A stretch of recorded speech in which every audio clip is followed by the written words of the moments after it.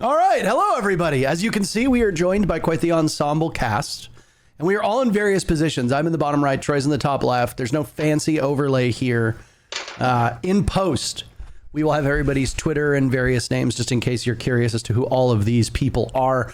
I'm INTERRO. Troy joins me as usual. For those of you up in the top middle right now, it's Dfuzr. Then it goes Fett. All the way to the bottom left, it's Gunnar. And then Hotancold. It actually looks like it's perfectly in alphabetical order. That would make the most sense.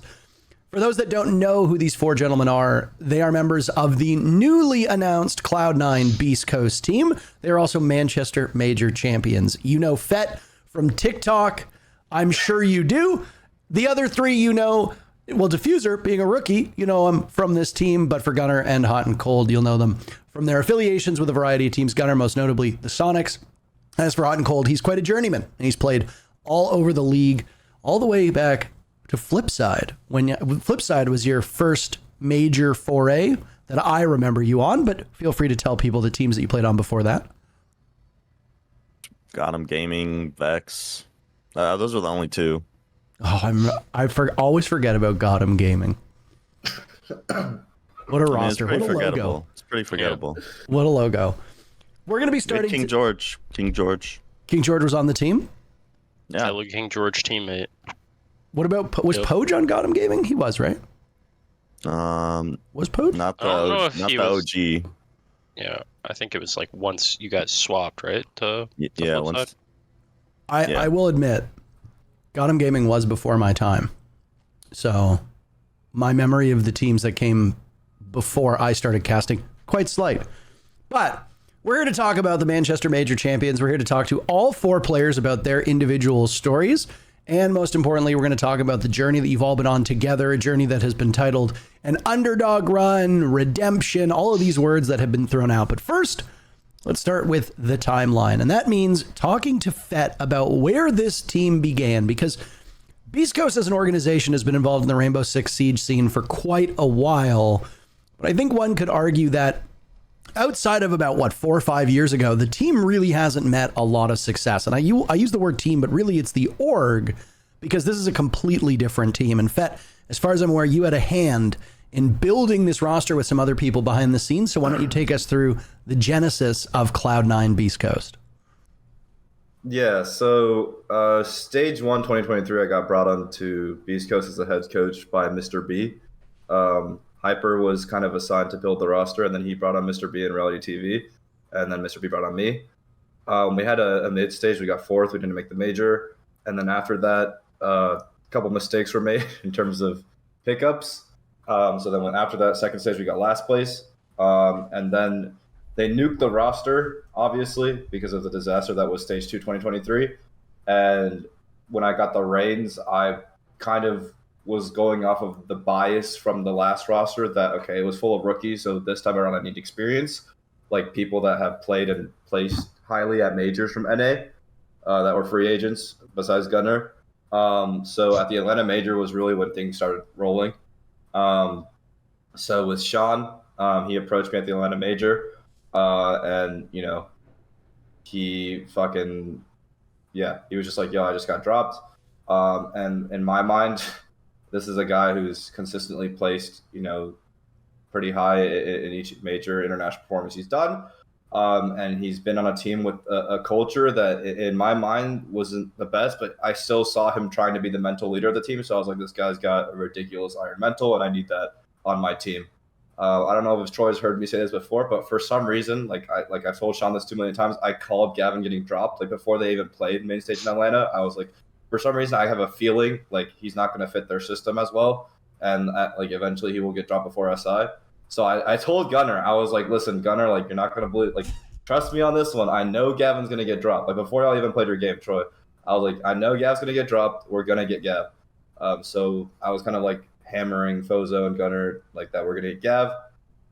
And then the core three from then on was Tristan, Gavin, Gunnar, because Tristan subbed for us in Stage 2 and dropped 17 against SSG for a nice little dub. Random ass against Hotancold. He remembers it. Not even just smoke filled us, man. But yeah, so I saw potential in Tristan, but unfortunately I didn't foresee what would happen with him later. So we eventually started scrimming with trial rosters. And I think that's one of the things we did correctly is we started developing a map pool before we even had a set 5. That's why we kind of went into the major with a pretty strong map pool, I think, in my opinion. We started creating strats and developing maps before, like before we had set people. And our first iteration of a roster, like just a scrim, honestly, like because Sean wanted to like get in strats with like set roles at the time, was Kansan, Wi-Fi, Tristan, Sean, and Gavin. With that roster, I eventually realized that having two, because at the time I knew this was like my last like Ubisoft sanctioned event. So I wanted to go hard. Like I wanted to go far. I didn't want to just build for long term. Low key, I wanted to build for short term. So I was like, I can't have 2 rookies on a roster and win a major. So I had to. So what happened was Kansan was unhappy with the scrim, so he eventually went back to wildcard. And then because of that, I was like, okay, you need to switch things around. So I'm sorry, Wi-Fi, you have to go. And then from then on out, we got Spirits. Funny story with Spirits Joy, and at the time he had team with Surf for like 2 years straight. And he was like, I gotta get Surf. If I don't team with Surf, I'm not playing. And then we tried Surf out, and it didn't fit the roles. It was really bad because we tried to put Surf on Hard Breach. We really needed a Hard Breach player, and Surf was on Hard Breach from Mirage previously. It didn't work out for them either. So I ended up, we tried out Matt before that because Sean really wanted Matt, and basically like the role still didn't fit. But like at the time, because we knew like Matt probably didn't want to play Hard Breach anymore from his experience on previous teams. But I like DM Matt, and I was basically just like, you have to play Hard Breach. And then 24 hours before roster lock, Tristan tells us that he doesn't want to sign the contract. And I don't know what it is. It was the craziest 4-hour call of my life, just trying to convince him in 2 million different ways. And hearing him say the words, I don't know, like about 30,000 times, it was just insane. He was just like, I don't know, Fett, like getting on a plane, man. Like it was crazy. So then we had to get 4 tryouts the next day. It was insane. In one day, we did 2 maps, 1 map, 2 maps, 1 maps with 4 different people. It was, oh God, I don't even remember. It was like Wi-Fi, Hat, Snake, and Dfuzr. Yeah. Dfuzr got 1 map. Dfuzr got his spot on our team from 1 map, by the way. Just letting the world know that right now. 1 map scrim, 24 hours before roster lock. Oh my God, ridiculous. And then there was even like a period of time where we asked Grixer, because like Grixer just got like dropped from the Sonics, and then we asked Seth, and Seth was like, yeah, no, the price tag was a bit too high on that front. That was a bit too high to pay, I'm not gonna lie. So we ended up getting Dfuzr because I think the team call, and this is like the part that I kind of want everyone to hear, is I feel like people look at the roster and are like, yeah, like Fett, you built this whole thing, good job selecting everyone one by one. Like, no, like the more I get people, the more everyone has an input on it, right? Like at that point, like honestly, when we were like trying people and Dfuzr, like I wanted to go a more experienced route, but the entire team outvoted me, right? They wanted to go with the rookie that would have a higher ceiling. So good job to the team. And, like we listen to each other, like once there's more members and there's a set core, like it's everyone's decision, right? So I don't want it to just be like, oh, you picked everyone, Fett. Like I picked like 2 or 3 people, bro.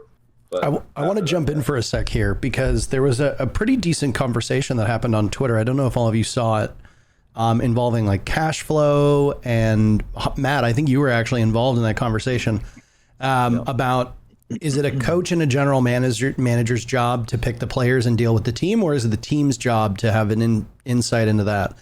And from what you just said, Fett, it sounded like this was a relatively like democratic process where you all got to weigh in, and at the end of the day, you as the coach were outvoted. And I'm just curious about the 4 of you and Troy's input as well. Where's the philosophy here on, is a coach there to empower the players, or is a coach there to work with a general manager to pick the right players to fit the coach's vision of the game? And I'll let Troy weigh in first, but then I want to jump right to Fett, and then we'll just go in alphabetical order after that, which means Dfuzr, you'll get the last word. I think in the example, like cash flow, I think he's somewhat always comparing to like almost traditional sports, which you have much larger rosters, not 5-man rosters.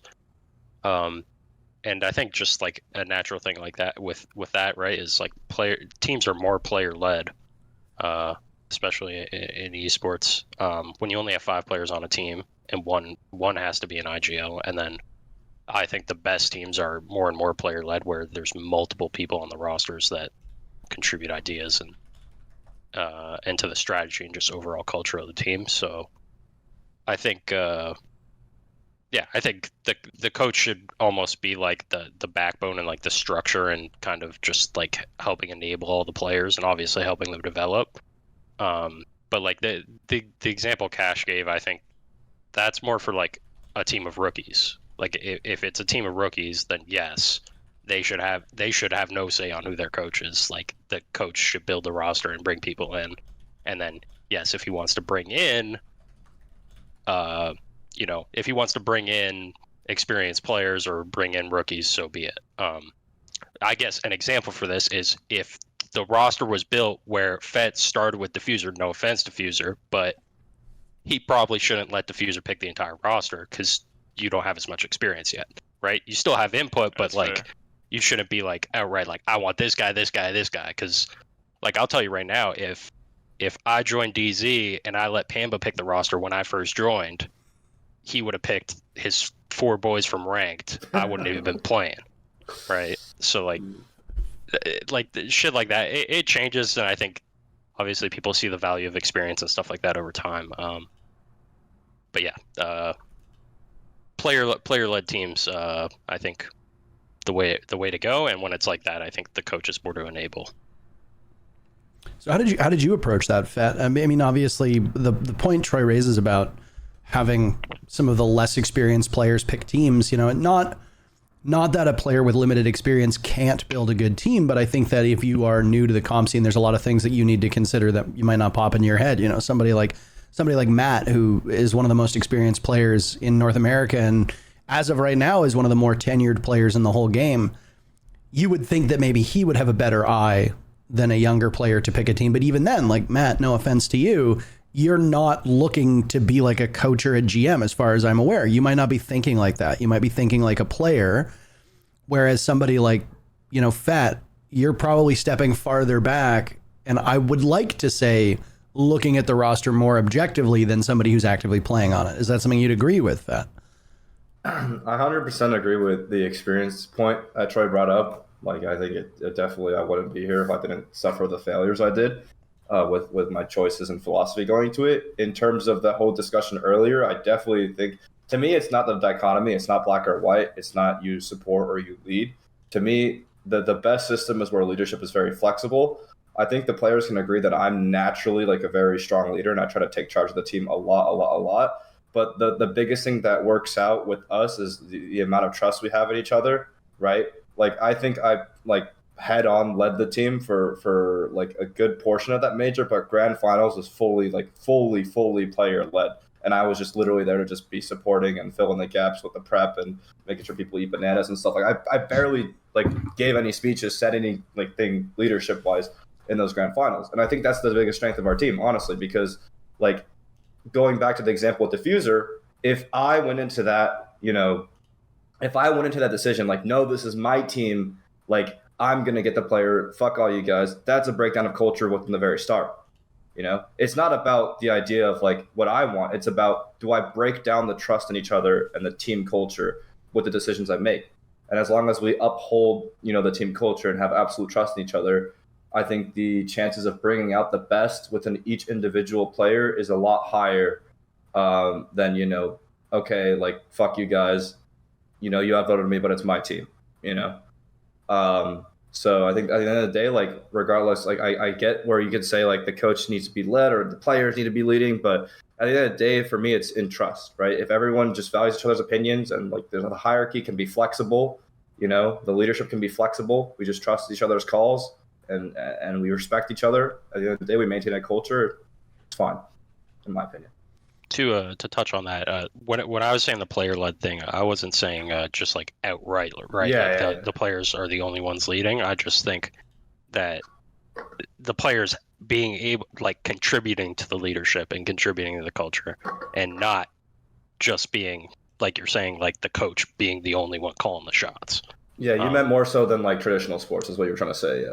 Well, traditional sports, the best teams are player led in the culture, where they contribute a huge part of the culture. Like, it's not just the coach, right? Like you at the end of the day, I think great players, especially great leaders on teams, are gonna be,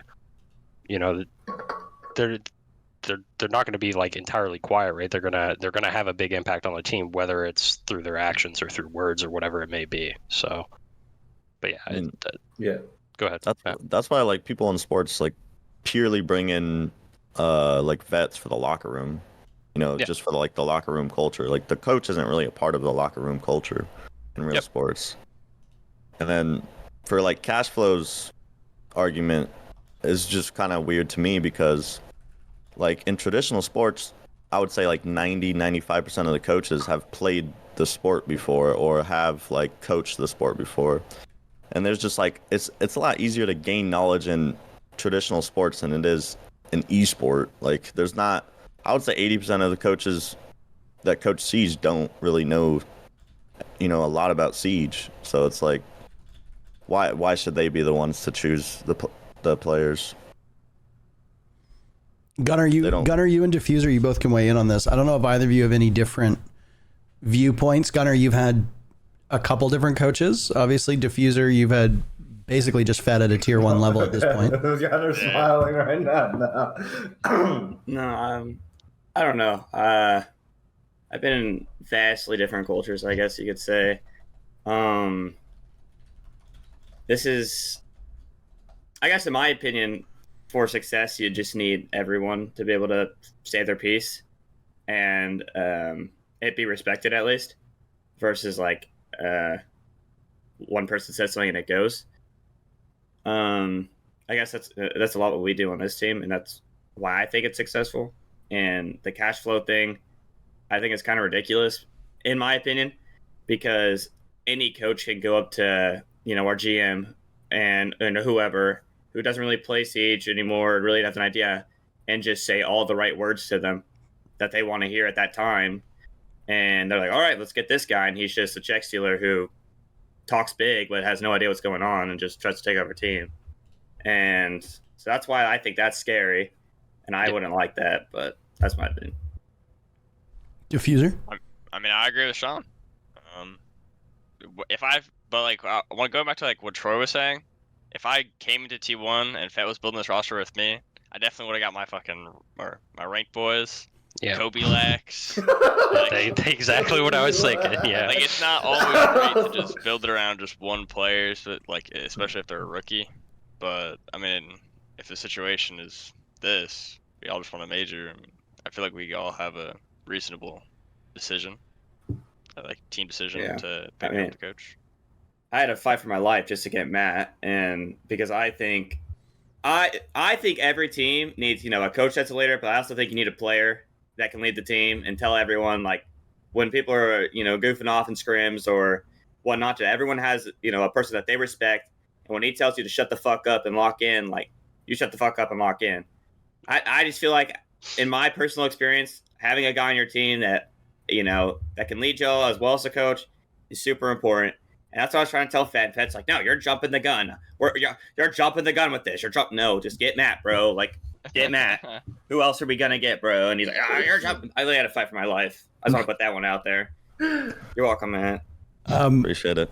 I want to jump in for a second. I want to speak specifically to Hotan, because one of our actual last episodes that we did before taking quite a long break was just Hot and I talking. And we were talking, it was shortly after you'd been dropped from DZ, and it was kind of a very surprising, I want to say, result. And it ended up being one of our most emotional shows that we've ever done. And I don't know if this is a fair thing to say about your career, and feel free to fact check me if you disagree with this, but you've been on a lot of teams with people that have been either strong leaders or people who have really wanted leadership over the course of your career. And a lot of times you've been a nice auxiliary piece, but as far as I'm aware, you've never been the main leader of a team before. From what it sounds like, and from what I've heard from this team, you are held in extremely high regard by your peers on this squad. Was it a change for you to kind of step in and be like, I don't want to say the old man, but like the guy who was brought in to be the steady hand on the tiller, to be the lightning rod of the team, to settle people down. Was that a transition that you had to consciously make, or is it something that you kind of feel like you've slowly been building up to throughout your career? I mean, kind of both, to be honest. Like, I feel like you said, I've had leadership on almost every team I've been on. Even Mirage, I would say that was probably my second most leadership role, but I still wasn't the main IGL, like Nyx was the main IGL. I was just kind of like out of game leader people would listen to. But yeah, I think the best thing for me was just learning from all of the different IGLs I've had. That's helped me a lot. And I knew, like, going into this new team, like, none of these guys have really IGL'd before. I mean, Spirits is kind of IGL'd, but I would say, like, Wildcard's IGL system's a little, like, different than most IGL systems. It's just kind of like tell you what to do and then you do it. Everything's written down. And I just don't feel like that's, like, the way to play Siege at the moment. It's the way to, you could start rounds like that, but, like, you need more. So as soon as I got dropped from SSG, I really didn't have any options, to be honest. Like, I hit up almost every team in the league besides, some of the bottom ones. And Beastcoast was the only team that got back to me. So as soon as I knew, like, that was my only choice, I knew I had to, like, step into that role. Like, I didn't care what I played, didn't care what I had to do. I'll just do it. And, it's a pretty young roster, I would say. Everyone's pretty young.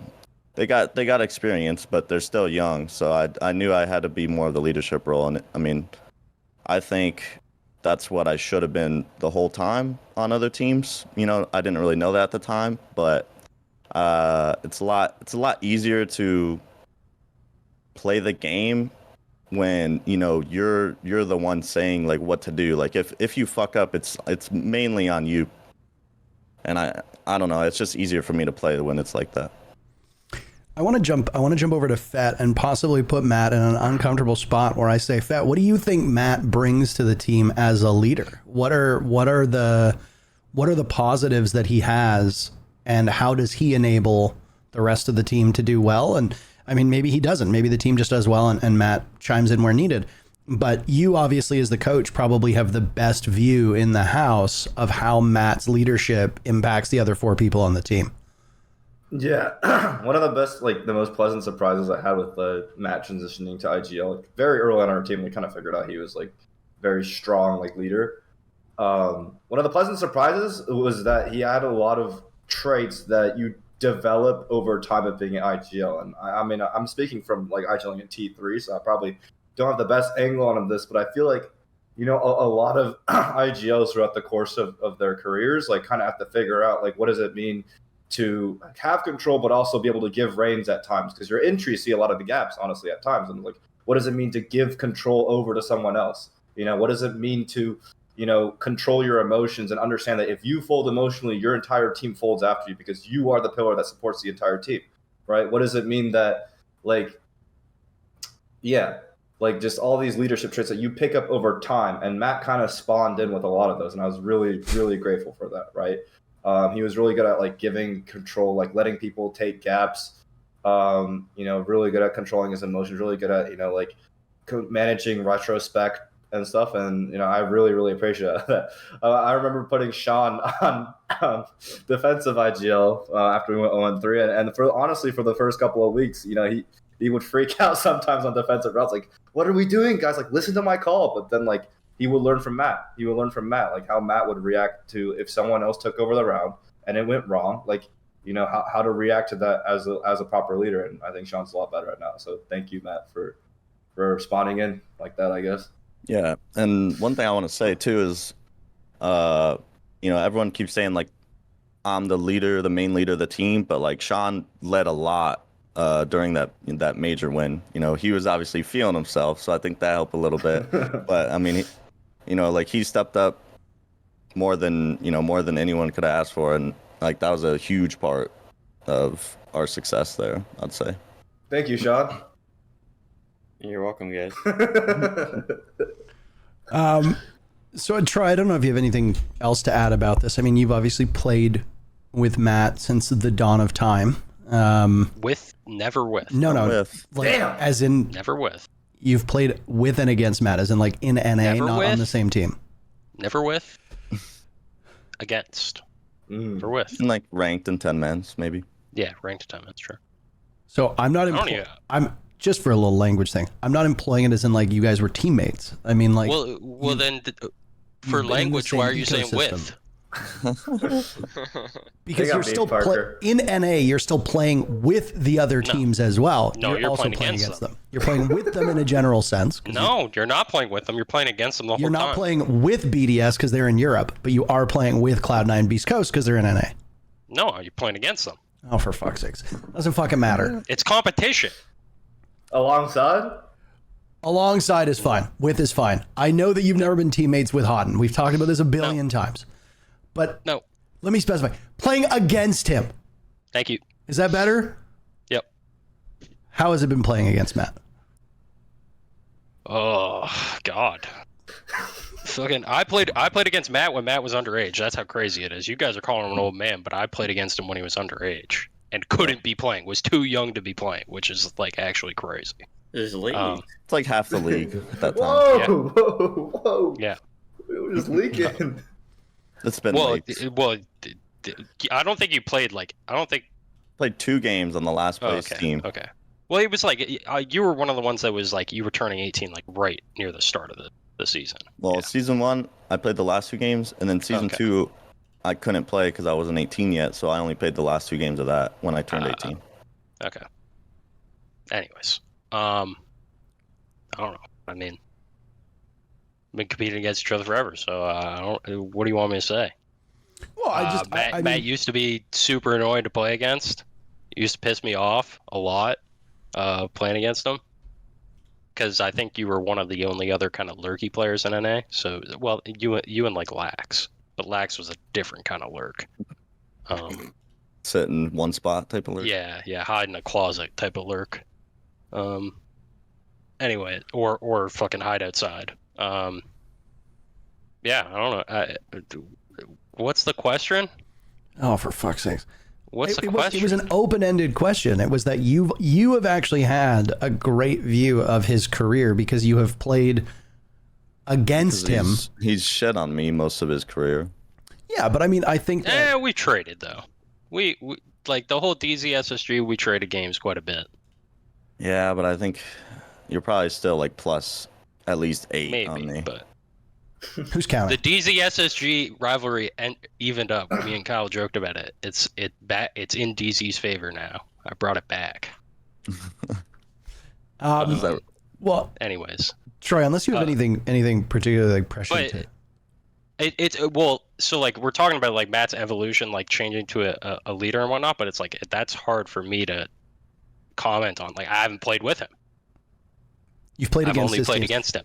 I mean, So like, but as far as like a player playing against him, like I think somewhat have obviously developed as far as rules, but I think like that happened very early on when initially you played like a lurky entry kind of style, and then you swapped to support on DZ, and then kind of ever since I think you've kind of been able to play whatever. So it's like from an outside perspective, that's all I know. Obviously, I think you guys play a very good game on Beast Coast, but. Yeah, like there's only so much you can comment on someone's leadership from the outside. So it wasn't just leadership; it was his own personal growth, and it was the growth playing against him, right? Because obviously my knowledge of the Hotan trajectory was, I think Matt, you actually tweeted it. You turned like 22 or 23, and you got put on hard breach, and you're like, I'm close to the retirement home. Earlier. It might have even been earlier. It might have been 21. But I know you joked about it. And then obviously there was like a renaissance that happened when you went to Mirage, and suddenly you're statistically you were the best player in the league for half of the season or something along those lines. And then obviously, the second chapter of your career began. And just from my own perspective, I've never played this game professionally. I wouldn't even begin to know where to start. But from my perspective, casting it, it definitely seems like once you hit a certain age, teams are just like, we need to bring in, fresh blood. We need to bring in a new 18-year-old who can, be, a G-fueled monkey swinging from the branches. And we're going to put, a great gunner who's 21, 22. We're going to throw them on hard breach. And I do like that. In a way, I think you've kind of helped break that belief system among teams because, yeah, I mean, obviously somebody who's younger, who's grown up mechanically, they're going to be good. And every single new generation of players that seem to come into Siege tend to be more mechanically skilled than the last. But I like that we're starting to see some of, I don't even want to say older because you're not old in any universe, but I like the fact that somebody who's been around as long as you have can still have impact in a fragging capacity. And I think it does kind of upend that wisdom that we had in Siege for a long time, where you basically hit an expiration date and you have to move on to the unsexy but very important roles. And, I mean, I want to move on just to start talking about Gunnar now, and we can come back to you, Hotan, but I think from Mirage forward is a part of your career that I think could absolutely be, something that we delve into. Yes.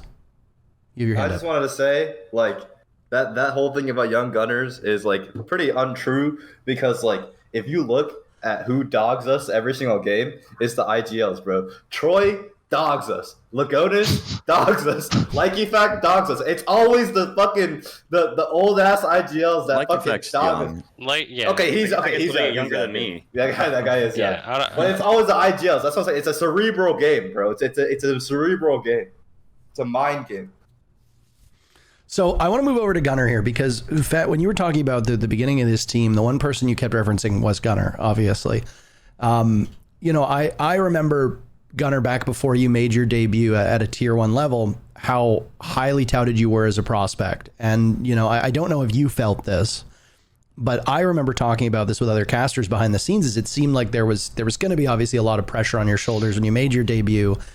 And obviously you can weigh in on that, but coming onto this roster, I'm obviously not particularly keen or I'm not particularly dialed in to the rumors that go on behind the scenes. But what was discussed quite a lot on social media was an apparent blood feud that you had with Sonics and that you were almost playing on Beast Coast with a chip on your shoulder. I suppose this is the perfect time right now to clear the air, if there is air to be cleared, and say, was that a motivator for you? Do you feel like your time feud? A blood? Well, do you? That obviously Feud. Look, we have to pump up the drama. We have to pump up the drama. Was there any bad blood between you and Sonics after your departure with the way that you were used and the time that you had on the team? I mean, I wouldn't say bad blood in the sense of there was a specific person that I really disliked. I do not appreciate the narrative that was put on me, though, as a player. I think it absolutely killed how I was thought of as a player and what I'm actually good at and how good I am to a team, I guess. I guess it's no surprise to say that through the entirety of Sonics, I had confidence issues. I never really used to have confidence issues. I guess when you said on Parabellum, if I had I guess you could say that I was hyped up or whatnot. But on Parabellum, I was just living my best life. I was having so much fun, and that's I never used to get that little anxious feeling in your stomach, until Sonics.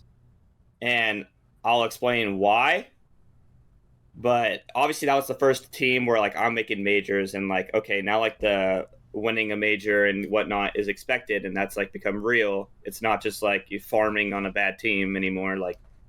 So you have work pressure, you have pressure from fans, you have pressure for just performing as a team, because on Sonics, if we did not perform how we were expected to, yeah, it was a lot. And I was on roles that I have never touched. I was still 18. I've only played, that lurky, fragger. I just haven't really ventured out yet. And going into Sonics, I didn't know I was going to be on those roles. In my head, I thought I was still going to be on entry. That was not the case. And so I quickly had to learn how to play, when I first joined, I got thrown on, second support with Geo. So, Habana, Lion, that type of stuff. and it's just a slower play style. Which should I have been able to play better? Yes, I should have played better on Sonics, no doubt about it. I'm not gonna like sit here and be like, oh, there's all these reasons. I just didn't play good, and I should have performed better, and that's just a fact.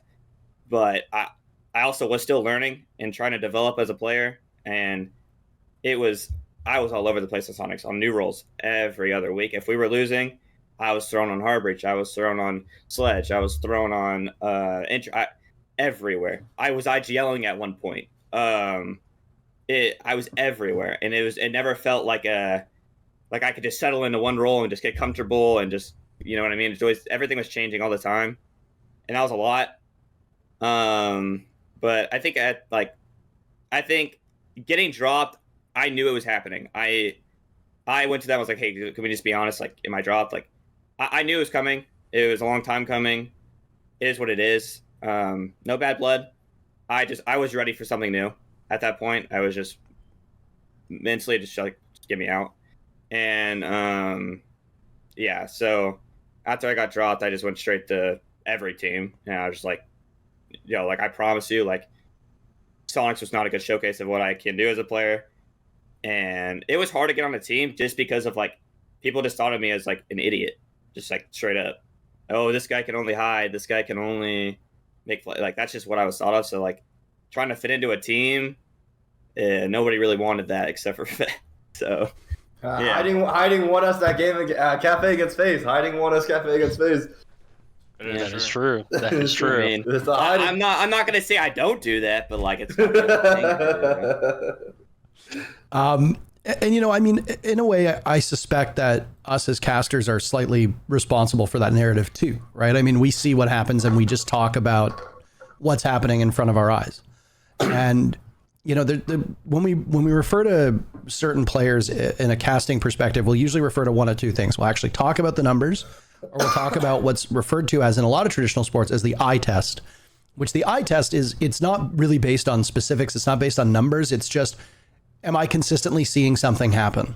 You can run in, for example, on Sonics and you can get a kill every other round, but if you're immediately dying and getting traded out, or then the other half of the rounds you're running in and dying immediately, the eye test will tell us that you're, one of those feast or famine style players, which a lot of times teams don't love having on their roster. And as spectators, it's really easy for people in the audience to kind of pick at you for your role. Now, I remember seeing, it was either a stream by Super or it was a set of tweets by Super saying that the way that you should play was counter to the way that Sonics wanted you to play.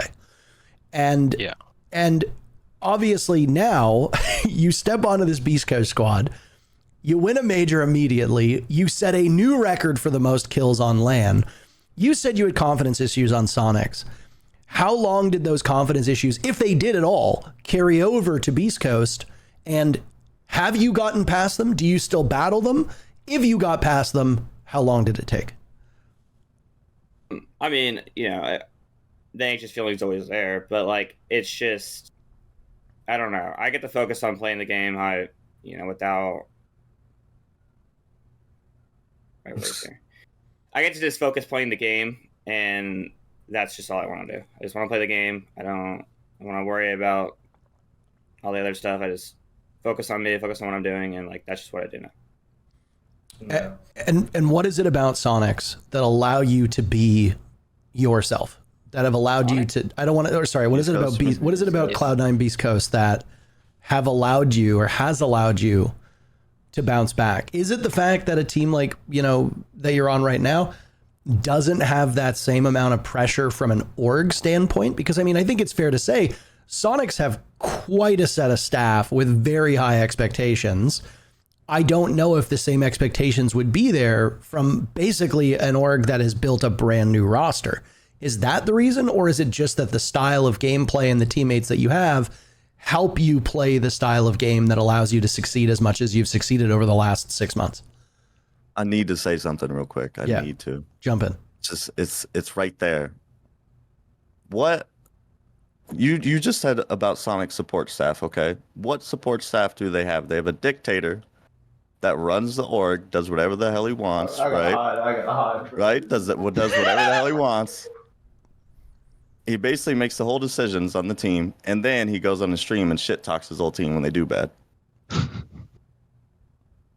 I mean, I'm not trying to dig at this stuff. And I know it was funny because I feel like and maybe this is wrong of me to say, Gunnar, but the way you answered my question when I first asked, it seemed like you thought that I wanted you to specifically target somebody. And that's honestly, that's not the case. I'm not here for you to go on like a hatchet mission against like one or two players on the team. I'm asking genuinely, like, what were your experiences like? Like, obviously, like, if you think that the support staff of Sonics don't live up to the bill, then feel free to talk about it. Like, I'm not trying to farm drama, and I'm certainly not trying to get any of you in trouble.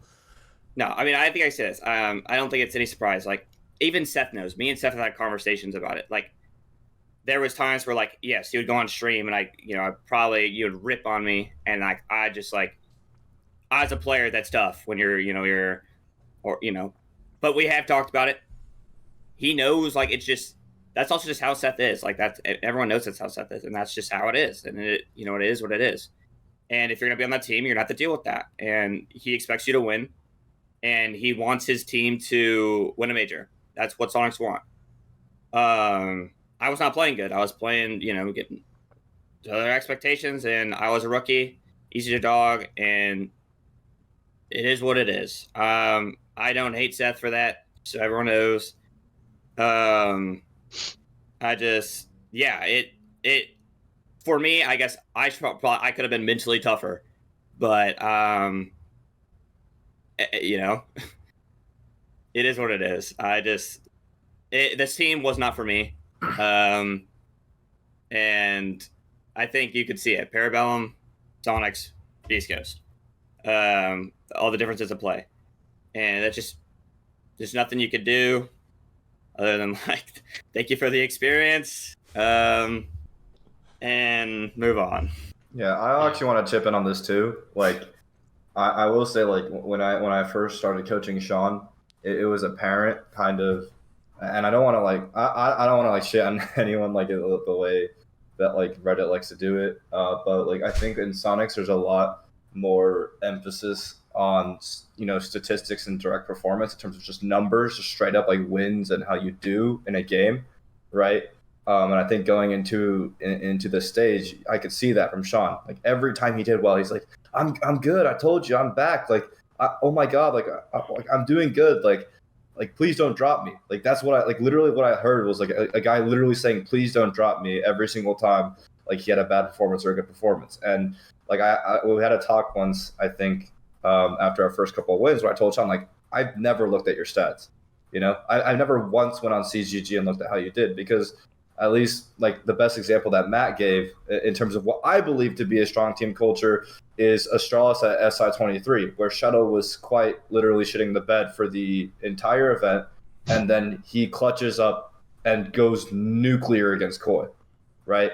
Because not once did they doubt. And he clutched up against Sonic. Yeah, against Sonic. Like, he literally, like, they went from, I don't know, like, how early did you guys get eliminated by them? Was it? It was right after our game. It was like what was the placement? 16 or something. Yeah, so like they were one shuttle round away from placing top 16, and then he pulls them all the way to top 4. Yeah, exactly. Let me jump in very quickly with just one comment about the Astralis Koi match. I'm not going to say who it is, but roughly 2 minutes after the players had walked off the stage, and I was done because Nick and I casted that match. I walked over to the Koi guys just to like talk to them. One member of Koi hangs his head down and looks at me and he goes, the worst rated player in the entire fucking event, who's been dog shit this whole time, has a life game to knock us out. You've got to be fucking kidding me. And it's like, it's true. And I looked and it up. He's wearing sunglasses. And he's wearing sunglasses. And I got to say, I looked it up, and Shuttle was the lowest rated player at the entire event going into that match. And it's just like, that's crazy. So Fett, it sounds like you're a fan of the eye test, as we talked about. Yeah, and for me, it's just like, I mean, I think it's completely valid to look at statistics and whatnot, but I've never looked at how you do each game personally. I never given a shit. I've never went on CG and looked at my players until like after the fact. I'm like, look at you, Matt, you fucking -9 or whatever. Like, there's there's some stats that obviously like exist and are problematic. Like at the end of the day, if someone's playing like shit, yeah, probably their stats aren't going to look good.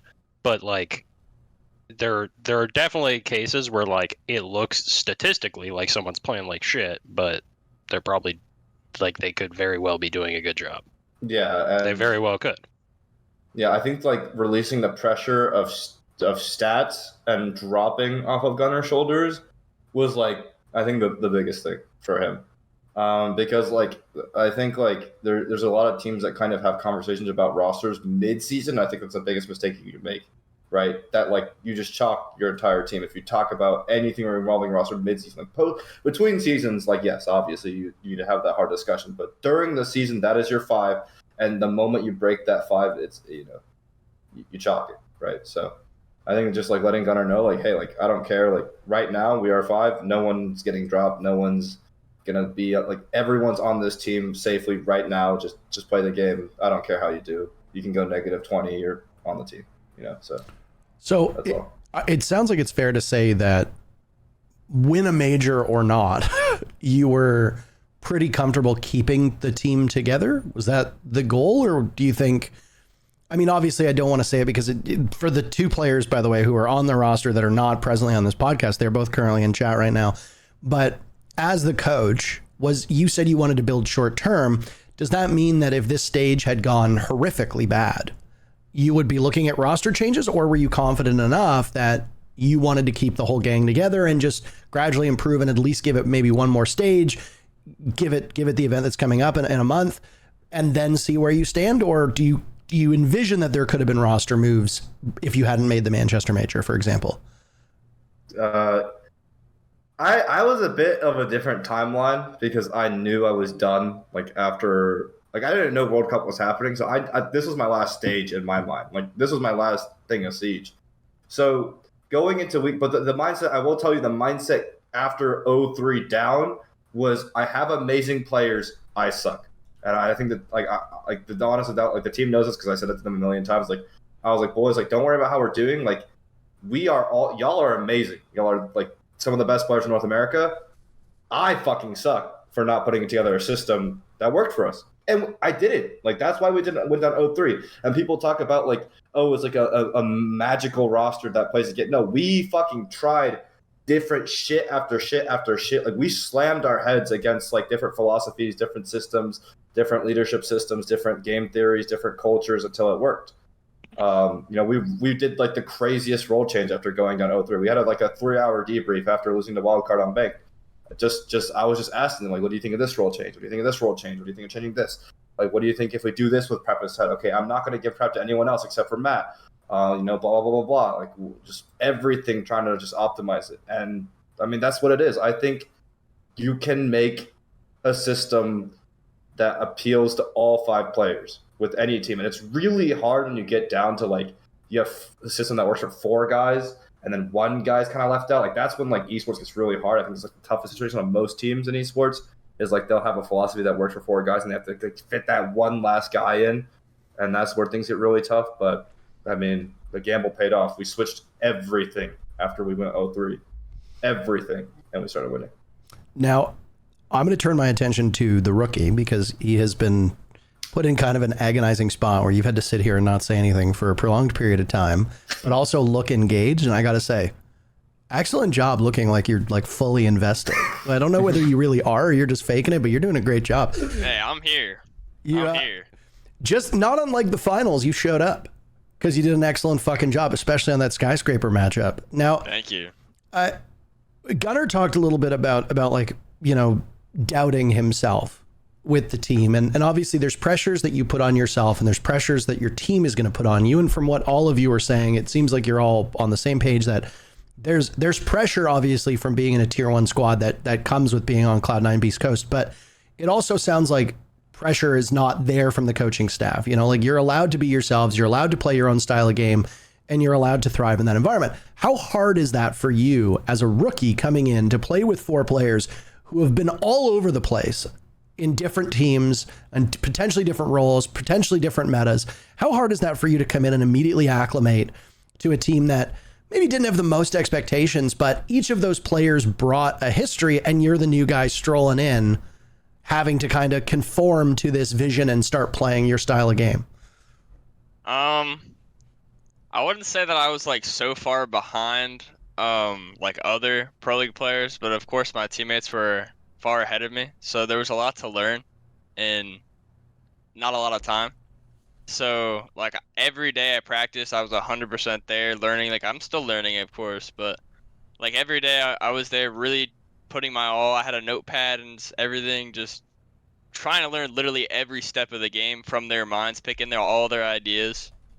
And honestly, like like pressure wise, there was no pressure. Like these guys are actually the best. Like they put no pressure on me. They let me play my game. I mean it worked out.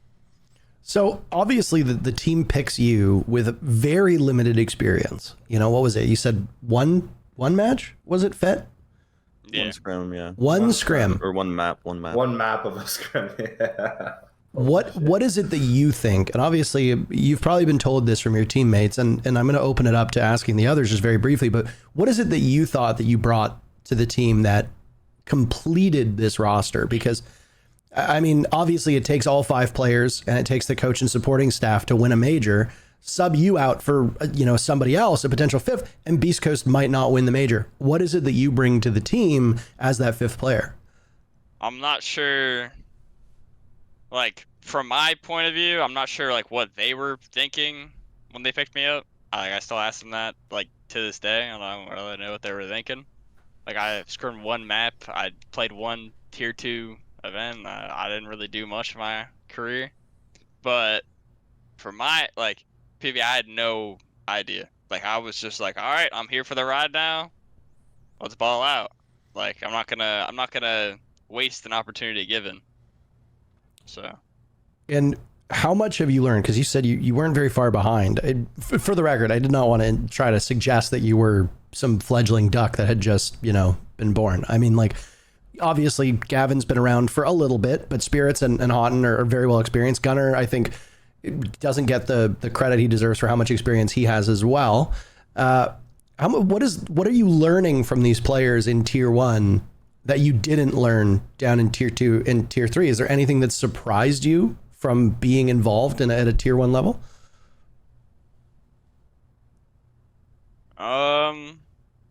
Surprised me? I wouldn't say anything surprised me. I would say I learned a lot from their composure, though. They're very composed people. The teammates don't get very...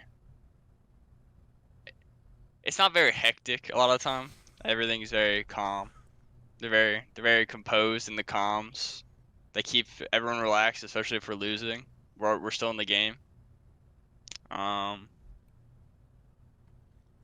Confidence. They have a lot of confidence. I don't really know. That's a good point right here, and we can actually bring it back specifically to the finals against BDS, right? Because obviously, I say obviously, once again, I've never competed, so I've never been put in this position, but you're playing your first main stage event ever. You're now in the grand finals for reasons that we will discuss on this show in just a couple minutes. You finished top of NA, but it seems like nobody rates you as the best in NA. I see people drawing up brackets where DZ and SSG are making significantly deeper runs than, you know, at the time, obviously you were called Beast Coast. And you're there, and every single person that we've ever talked to on this show, and every single player that I've talked to in person after a match, says that the weight of playing a grand final is huge. 5 maps is grueling to do in front of a crowd, especially when, despite obviously you having your cheering section, the crowd was pretty solidly behind BDS. And then on your own map, you go down 2-1. And the general consensus among people in production and people behind the scenes was, I don't know if they're going to be able to pull it back. But they did. How much did you start to sweat knowing that you were in a potential knockout territory on that map? And how was the composure on the team? Because bad mental could easily have sunk you in that map and had BDS win 3-1. But not only do you come back and win that map, you then go on to win the whole thing. So the question for you is, how much did the team help you keep your composure? And what was the general conversation among everybody on the squad to keep your heads in the game for that 4th and 5th map? I think after we went down 2-1 after Chalet, we like went outside for like a breath of air, just talked, and we were like, we're just having fun now. We're just gonna send it. Like, no matter what we do, no huffs and puffs. We're here to play a video game. Just have fun. And that's what we did. I mean, if BDS didn't close it out at Cafe, the game was over. So. Yeah. So I think with the BO5, like you said, you really realize how much I personally think the grand final BO5 is much more of a mental game than it is strategical. Like I think like every game leading up to it can be determined like strategically, like just having a good game plan and strats. Like you just dog everyone, and we were dogging kind of everyone. Like after we went down a couple games in Swiss, like we figured out our things and we started dogging everyone. Because I think someone told me at that point we hadn't lost in like 8 or 9 maps or something, right? But yeah, it's purely mental, because if you think about it, phase 6-1 against W7M, right? Like in that grand finals SI, I think the win became real in their heads, right? And when the win becomes real in your head, you lose focus. It sways your focus and you don't play how you should play, right? Like if you're thinking about the win or the loss in your head, it sways your focus. So right after we went down 1-2, Sean immediately, like I was picking up the strats, I didn't even notice it, but Sean immediately huddles up the team and it's like, if we lose, we lose. You know, I think that's the biggest thing he said during that speech is if we lose, we lose. It's okay, right? Go out there, play your game, have fucking fun. If we lose, we lose. It doesn't matter. And I think that got everyone's mind off the win or the loss, because we won Sky, and I think that's when the win became real in our heads, right? Like we took a very convincing Sky, and everyone's like, okay, we can win this. And when you start thinking that, it throws you off your game. So I think it was really good from Sean, from everyone, kind of just like, you know, relax, chill, and not like relax and chill, but just bring their full focus back. Because honestly, like that's what having fun does for us. Like if you want to talk about it technically and in terms of winning, is it takes your mind off the pressure, the expectations, and it just lets you focus on each round. The next round, and not the last one, but the next one, and the next one, and the next one after that. In terms of map choice, though, I will say, like looking at it back, we picked Chalet because we were better at the time. We were better at Chalet than Cafe and Border. I do think our Cafe and Border head to head was better than their Cafe and Border, and they love Chalet. But I think we only picked it because we liked Chalet. Like our strength was higher on Chalet than Cafe and Border, but I think that might have been a mistake, but it could have been on purpose, because then we have momentum going to map 5. You know, like we could have thrown Chalet to, you know, get that dub map 4 and then momentum into map 5. Easy pickings. Genius. Genius. We talk about this a lot as talent, and we've talked about this you know, on the podcast before, when teams that are just there to vibe and have fun, that obviously have all the tools. This is the big difference, right? Like, no offense to them, but like you look at a team like Cyclops, they're there to have fun, and then they don't have a lot of it, and then they go home. You have to obviously have the skills and tools to back it up. But when you get these teams that are just kind of there, they don't really have the same expectations that maybe other teams in their region will have. You know, I think, Troy, I don't know if you agree with me on this. I think going into that event, there was more pressure on DZ to perform than there was on C9 Beastcoast.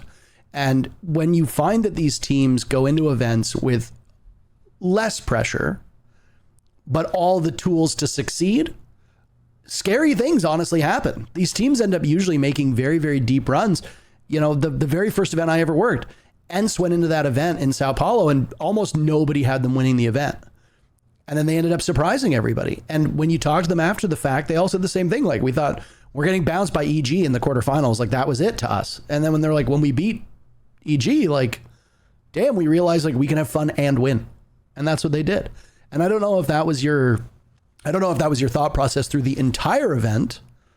It's something I would actually like to ask you all about, was what was your mindset going into the event? Did you genuinely believe that you were going to be contending for the championship? Or did you go in thinking it's our first LAN experience as a team. It's Dfuzr's first LAN experience ever. This is a good learning, environment, but if we go home in 8th, that's fine. Was that something that you ever talked about, or was that something that any of you ever consciously thought of? Go ahead. I'll just say this: when we say yeah, we're having fun, we're not just some idiots that just don't do anything. We're just having a good time. We're just happy to be here. Like let's get that preference just like so everyone knows. Like when we say that, we're not just like we don't care what we play. Like eighth is good with us. Like we're just having fun. Like that's not what exactly that means.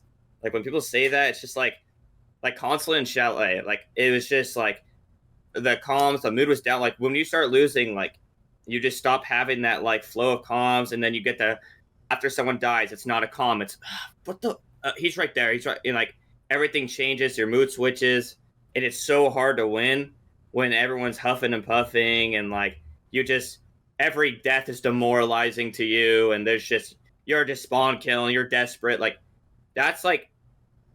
You know what I mean? I don't know how to explain it. I just don't want people to think like we're just running around like, oh, we're not gonna get past phase. We're just here to have fun. Like, I really did think we were gonna be phase, and I thought Furia was gonna be a hard game. Then Liquid won. I thought we were gonna beat Liquid, and then BDS. I did not want to play DZ. I did not want to play. On God, bro. On God. That is the last thing I wanted. And let me preference this. When we got our bracket, I told Matt, I said, here, and I swear to God, he could tell you this is true. I said, watch, we're going to beat phase 2-0. Liquid's going to upset Furia somehow, some way, and we're going to beat Furia. Then say a fucking prayer that Troy Canadian does not beat Shaiko, and we will win this major. And that is what happened. I got the score wrong, though. I did say we're going to win 3-1 against BDS. But, yeah, no, the real was definitely when, like, the win was real the entire time. Like, I did not think like we were just going to get stomped by FaZe, especially after that Skyscraper game, that loss. That should not have been a loss. Like, I did not think like we were going to get stomped. Furia, I did think would be a hard game. I played Furia. Those guys are ridiculous. They're just magicians and will pull rounds out of their ass. Liquid, I'm sorry, bro. We were not going to lose to Liquid. And, yeah, BDS was BDS. But I did not want to play DZ. I'll be honest with you. I was so grateful. For what it's worth, just to jump in quickly, after Lagonis, after they beat Furia in the quarterfinals, I spoke to Lagonis very quickly, but like behind the stage, and I said, "Who do you want to play, FaZe or Beast Coast?" And he said, "Obviously, we know FaZe really, really well." He goes, "We play them a lot." He's like, "They're a tough team." He goes, "I think Beast Coast is a much better team than people think."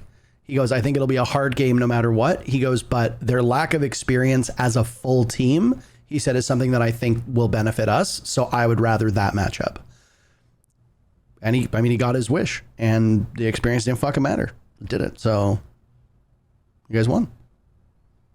Yeah, but we also have the clutch gene that you need the clutch gene. No, that match the point clutch round, gene, I think. the clutch gene at events will win you events. If you're clutching, I promise you, you're winning events. Yeah. I'm telling you, bro. Let's let Matt talk. Matt just got cut off like 4 times in a row. Sorry, Matt, go ahead. I was just gonna say, like going into the event, I don't think anyone thought like we were gonna win. We thought, we could be good enough to win, but our first goal was just making the main stage. Like it was Beast Coast's first LAN as an org, our first LAN together as a team. So I mean that was our only goal. And then once we got into the games and we're like, barely losing / not losing at all, like then it became real. Yeah, and for me personally, it was a 7-8 to FaZe. I remember taking the boys outside right after the game, and I was happy. I was like, boys, you know what this means? This means we fixed that one little mistake, and we're the best team at this event. Like that was a speech right after we lost 7-8 to FaZe. It was like, we are the best if we just fix this one fundamental issue. That's it. And then we scrimmed that night, and we forced that fundamental issue every single round of that scrim, and then we used that against FaZe to clutch up like ridiculous rounds, right? Like, you can say it's coincidence and lucky, but it happened over and over and over again, right? Like that one concept that we focused on that night. Like, I think it was all on purpose. So I think the 7-8 against FaZe for me was when I realized these guys aren't shit. Like, they call it timeout. They didn't change a single thing. So these guys aren't shit. Like, and then we went back into it and we fucked them. I mean, they're good, obviously. they're a good team. Don't get me wrong, they're a good team. But it made me realize, like, we kind of been overestimating a lot of these international teams, at least. And yeah, like, I just think, like, the expectations, like, with having, like Gunnar said, like, I don't want people thinking, like, oh, we have fun, we just do whatever the fuck we want. No, we work so fucking hard. And we we go at each other's throats in the scrims. Honestly, like we got railed by G2 in the scrims, and we have like a 3-hour debrief afterwards. Like, oh, do we need to change our strats? Like, what's going on, guys? Why are we getting dogged? But like, we work so hard, and we have so many strats. Like our strat book was like 167 pages long. That's 167 strats, right? Like I just spent $400 on printing. Like we had so many strats, right? Like we try and we work so hard. Having fun just means like kind of avoiding the expectations, which I think a lot of APAC teams struggle with. Is they'll win, and they'll get to that match where they can make main stage, and it becomes real to them, right? Main stage becomes real to them, and they start going at each other when they start losing, right? I think the biggest thing is just making sure you're focusing on the next round, making sure like, you know, you're not getting your focus thrown off, because that's what expectations do to you. Is if you expect to win and then you lose, you break your focus. But if you win or lose as it comes and you just keep it dialed, then you don't break your focus. That's all it is for me. There's two topics that we've got about 45-ish minutes left. We're doing really well on timing right now. There's two topics that I really want to cover right now. Both can take as long as they want. And I'm going to actually allow, in the spirit of how collaborative your team is with your coaching staff, I'm going to allow that same collaboration here and say, you can ultimately pick which one of these categories you want to talk about. The question that a lot of people who might not be as dialed in to this game has asked a lot. The question is what is it about Beast Coast that makes them so good and so good so quickly? So that's topic number one. Topic number two is the narrative around your team, despite finishing first in North America, and despite your early-ish results at the Manchester Major, you were perpetually slept on and the underdog in almost every single matchup you played. Why do you think that is? And which of those topics you want to start with, you can choose amongst yourselves. Gunnar's smiling, so I think there's one that he has in mind. No, I read what Luke said. He said there's so much tension between Matt and Troy. Holy shit! I can't. You guys want He's to? so stupid, man. Someone said earlier, when Matt was hanging his arm over the chair, someone said Matt wants to show off his sleeve so bad. You show off your tattoos. I can't just sit. Show it. Show the tattoos. Show the tattoos. He got a new tattoo. I'll full screen it on Matt. There you go. I personally want to talk about why we're good. Okay. Yeah. Does everybody agree? Is that going to be? That's cool with me. That's cool with you. So then I'll rephrase the question now, or I'll just restate it rather. Obviously, there's quite a big meta shift that happened with the scopes, with the sights, especially with shields. You happen to have not one but two exceptionally good shield players on your team. What is it about the meta? What is it about your roster? What is the answer when people say, what makes Cloud9 Beastcoast so good? What do you say? You want me to start with this, Fett? Go ahead. Okay. Well, we crutched Montaigne to win the NAL. Before, people were crutching Montaigne in the NAL. Okay? So we didn't have to ban it because no one was using it. And I was playing it. You were not playing it like you do now, okay? Montaigne is so, let me just say this right now. Montaigne is so broken. It does not, you couldn't put an idiot on that thing. You had to be seriously incompetent to be a bad Montaigne right now. Like, he is so broken. You cannot kill him. Impacts do negative damage to him. Nitros do nothing. If you have to run Oryx and pray to God that he even lets you get close enough, and he's not going to let you get close enough, so he just pushes you farther and farther and farther back, and his team's just holding cuts, and what do? You can't do anything. So we just crushed that so hard, and then that's how we won the NAL. I'll say that right now. Montaigne was our saving grace. And now every game you're going to see going forward, Montaigne's either going to be banned or ran every single round by every single team. I promise you. Ridiculous. Yeah. It's ridiculous. I was going to say, Kino still plays Monty, guys. Let's. Well, I mean, that doesn't matter. I mean, that's fair. Whoa. Come on. That's my boy, but come on. But it's his birthday today, by the way. Happy birthday, Kino. Oh, yeah. Happy birthday, Kino. Happy birthday, Kino. Yeah. I want to say, I don't think we're a show. As a major, we weren't the show crush team because we got a ban on us every single game in playoffs and we still won. So I think we're chilling. Yeah, Troy's probably the best fucking chill player like ever to exist. Like Jesus Christ, that guy's so fucking good at ADS. Like, no, bro, you are so good at like knowing when to ADS and like let your teammates take up That fights. slobs. He slobs Annoying. on your. No, it's just annoying. I hate it. I hate him. No. I hate you, Troy. But Okay. I will say, like, okay, my personal opinion on why we're so good, at least for the major, was like honestly just strategical variance and understanding. Like, bro, we if you look at our map ban stats on Skyscraper before the major, that shit was 100%.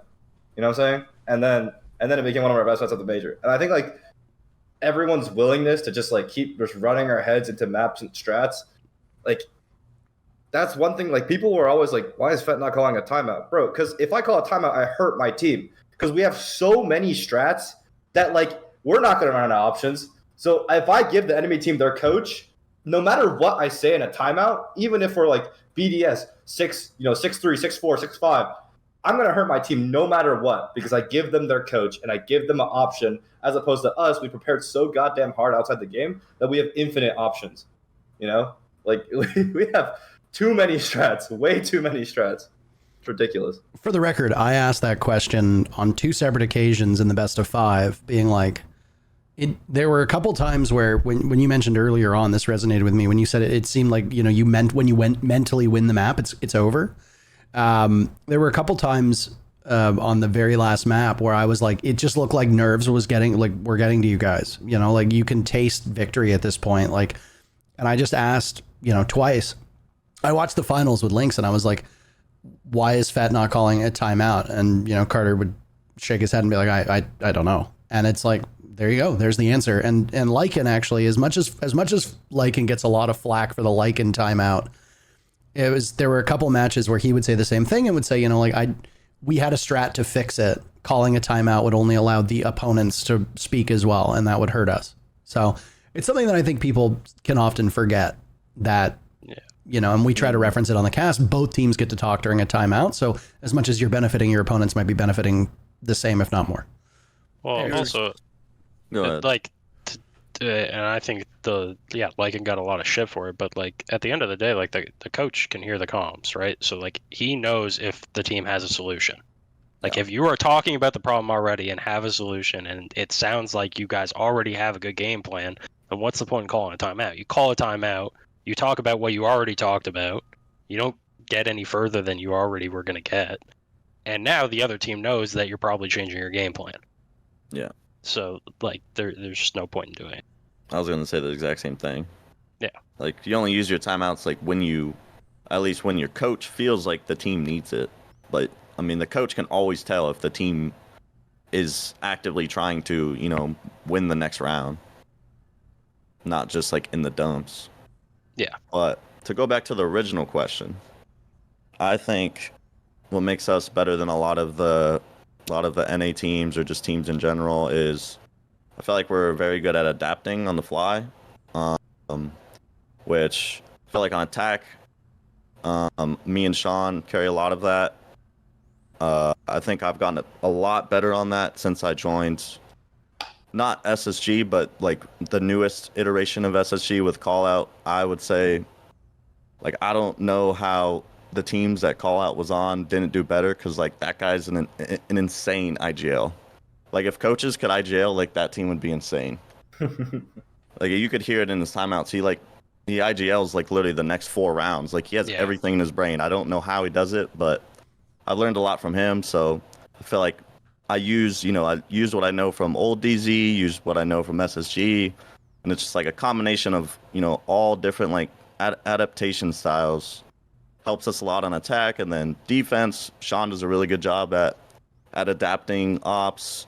I'll chime in. I mean, everyone has the opportunity to chime in, especially on defense. I would say even on attack, which is like I don't think a lot of teams do, which they should. But I just don't think a lot of players are like actively trying to do that. Adapting is the way to win in Siege right now, and I feel like we're pretty good at it. Dfuzr, would you like to weigh in? You don't have to, but I also don't want you thinking that you have to sit there in silence. we're all just pretty good, you know? We're all just pretty good at the game. Jesus It's not no real overthinking it. We're all just better than the people we've been playing against, and we're winning right now. A good way of putting it. Jesus Christ, bro. Him and Gav, huh? Him and Gav be saying shit like that, right? That's so fucked. Yeah. That's pretty deep. I have a story about Gav. I was Gav's roommate at the event. I bet you got some stories about that. And fucking every day leading up, he's like, oh, dude, I'm so ready to lose and go home. and then we would win, and he goes, oh, another day. Can't wait to lose the liquid so I could just go home to my bed. And then we would win. He goes, all right. I don't really care if we win or lose this one, because then after we get to go home and I get to go home. Dude, Gav did not care. I'm being serious. I don't think Gav cares about Siege. Like, if we would win rounds, yeah, guys, great round. Like, it's just so disingenuous, bro. I love Gavin, Oh bro. my god. I will There's something about say, having like the most unserious, mechanically gifted player ever on your team. I was ready to leave England as well. Not the event, but I was ready to. Oh, I was ready to leave bro. England. So. Yeah. 100%. Yeah, I got robbed. Yeah, you got robbed. John got pickpocketed, bro. Do you want to tell the people who didn't see it on Twitter? Do you want to briefly tell the story? Let me just explain my first 2 weeks in England. So we're going to boot camp, and our flights are all getting delayed. We're all going to be on the same flight to Atlanta, and then I just got there in time. I full sprinted across, and I got there. I made the flight as the gates were closing. Gav got the gate closed in his face. They did not let him in. They let me in, but they did not let Gav in. And then, so obviously my luggage didn't make it. So I already knew that I was going to be missing my luggage, which already pissed me off. Like, whatever. So like maybe I'll get it in like 2 days, whatever. No, my luggage is gone for 5 days, 6 days, and the second day I'm in London, we're like, let's go to the Big Ben, guys. Let's go sightsee. I'm already kind of in a bad mood, but whatever. Let's get out. And we're walking around. We're at the London Bridge. I just get bumped, bro. Like, what's wrong with you? And then I'm like, whatever. I keep walking, and then I do the little like feel around, and I'm like, my phone's gone. I didn't drop my phone. Oh man. And so I got pickpocketed. I got my phone stolen, and then me and Matt found the guy. Like, we pressed the guy, but we didn't realize that they have a whole army of people there. So my phone was already transported to one of the other people, and then like 3 dudes started pressing it. It was gone. Phone was toast. I was so pissed off. I didn't want to be at the event anymore. I was like, can I go home? And so then we went, another like 2 days, and then I finally bought a new phone at like England's Best Buy. I think it was called like Curry's or something. And no, I'm not even joking. That's literally what it was called. Yeah, I know. It was called Curry's. And then and then I got my luggage like 5 days later, and that was that, bro. It's miserable, absolutely miserable. I have a theory about actually winning runs, and it's usually shit like that to start the runs. Usually like disaster travel stories. I don't know, all sorts of shit like that usually ends in a good run. It does. It does. It does. If I had to take the on hit, SSG, bro. on SSG before we won SI, it was like we had like I think it was like a 72 hours of like travel because Oh my god. because we were going to, well, it was like we were going to Croatia for OGA, and then like flights were delayed. We like missed a bunch of flights. There was a bunch of bullshit with our scheduling of flights where we were actually not even booked on a flight, so we had to get a new flight booked the day of, and it was like a terrible flight with like a crazy layover. Then we missed the connection, had to stay a night in Turkey, take another flight. Anyways, this is also when COVID was happening. We all got COVID at the time. Like before quarantine and stuff, like it was just becoming a thing. We all got it. We were all sick like this whole time. On the way back, missed another flight. Had to stay at Rampy's house. Literally 4 of us slept in Rampy's living room. It was ridiculous. And then went on to win the event. I won another event with food poisoning. It was at the very start of the game, but 2 days events. Like I literally didn't sleep the day before finals. I literally spent the whole night in the bathroom shitting, puking. Holy Yep. fuck. Flu games are power ups. I'm telling you, flu games are power ups. Yeah. Anyways, shit like that, you win events. Real. Sean, we need to keep fucking you, bro. We gotta keep keep fucking you over. Hey, we can just give it to like Gab or something. I don't want to be. I'm done volunteering for that shit. So Jesus. miserable. Now, we talked about what makes you so good, and I mean, obviously, you can be as short and concise and well spoken as Dfuzr, where he's like, we're just better than our opponents, which is a great way of putting it. But one thing that's been talked about by people who are much more analytically minded at the game than me said that, and I fully just took this exact phrase from somebody who's much smarter than I am. They said they're the right team at the right time. Now, obviously, with Shields being as good as they are, and I think the general consensus is that the gun play is a little bit slower now because of the ADS and scope changes. Do you as a team think at all about, let's say Shields get nerfed, let's say the game speeds up? Do you as individuals think that you can adapt to that? I mean, I think the answer is yes, but if so, how are you going to adapt? And the question is, do you think that you're just really well suited for the meta right now? And I don't mean this in a bad way, because obviously, SSG wasn't the originators of that mute Mozzie setup that everybody saw, but they were the best team at the time in that meta, I think, inarguably. So would you say that would you agree with that phrase? Are you the right team for the right meta at the right time? And if the game changes, do you worry, or do you have a way to prepare for a game where shields aren't as prevalent and the game might be a little bit faster? Well, I mean, I get to get kills if shields are banned, so that's cool. I mean, we already talked about, like, shields were banned all the playoffs. I don't think I played it once. Yeah. So it's not like that's like an end all be all for us, but I think to your point, we Matt, had a. I was going to say, just to your point, Monty went from being banned but not as banned in NAL to the most banned operator, period, at Manchester with 51 bans. Yeah. Next was Ying at 41, and then Dokkaebi at 32. So it was quite a drop off. Yeah. I lost what I was going to say now. Damn. GG. So go ahead, Sean. No, I'm sorry, I just Matt. think, like, It's all good. the game is always going to change. Like, there's no doubt about it.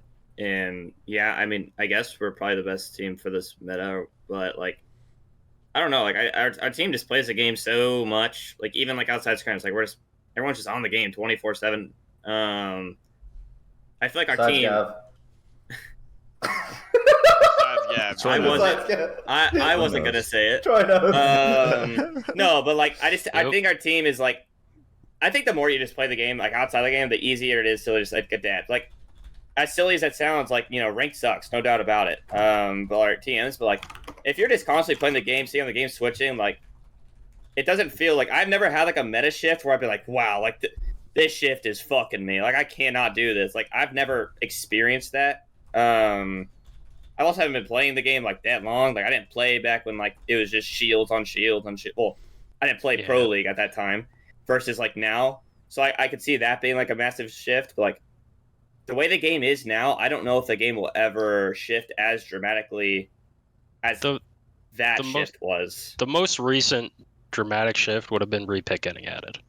Yeah, that makes sense. Yeah. And even then, it's been very progressive, I'd say, like where it's taken a lot of time. But that's been the biggest like meta shift since. Yeah. There's been like small like the op changes and 1.5, stuff. the 1.5s and movement speed. I'd say that's Yeah. For all the ranked players. But like you. strategy wise though, repick would have been the biggest one. You need the 1.5D. I would I say, like like, 1.5. metas aside, though, like, I feel like the best way to win in Siege right now, and like the only way to win, is just like having good teamwork.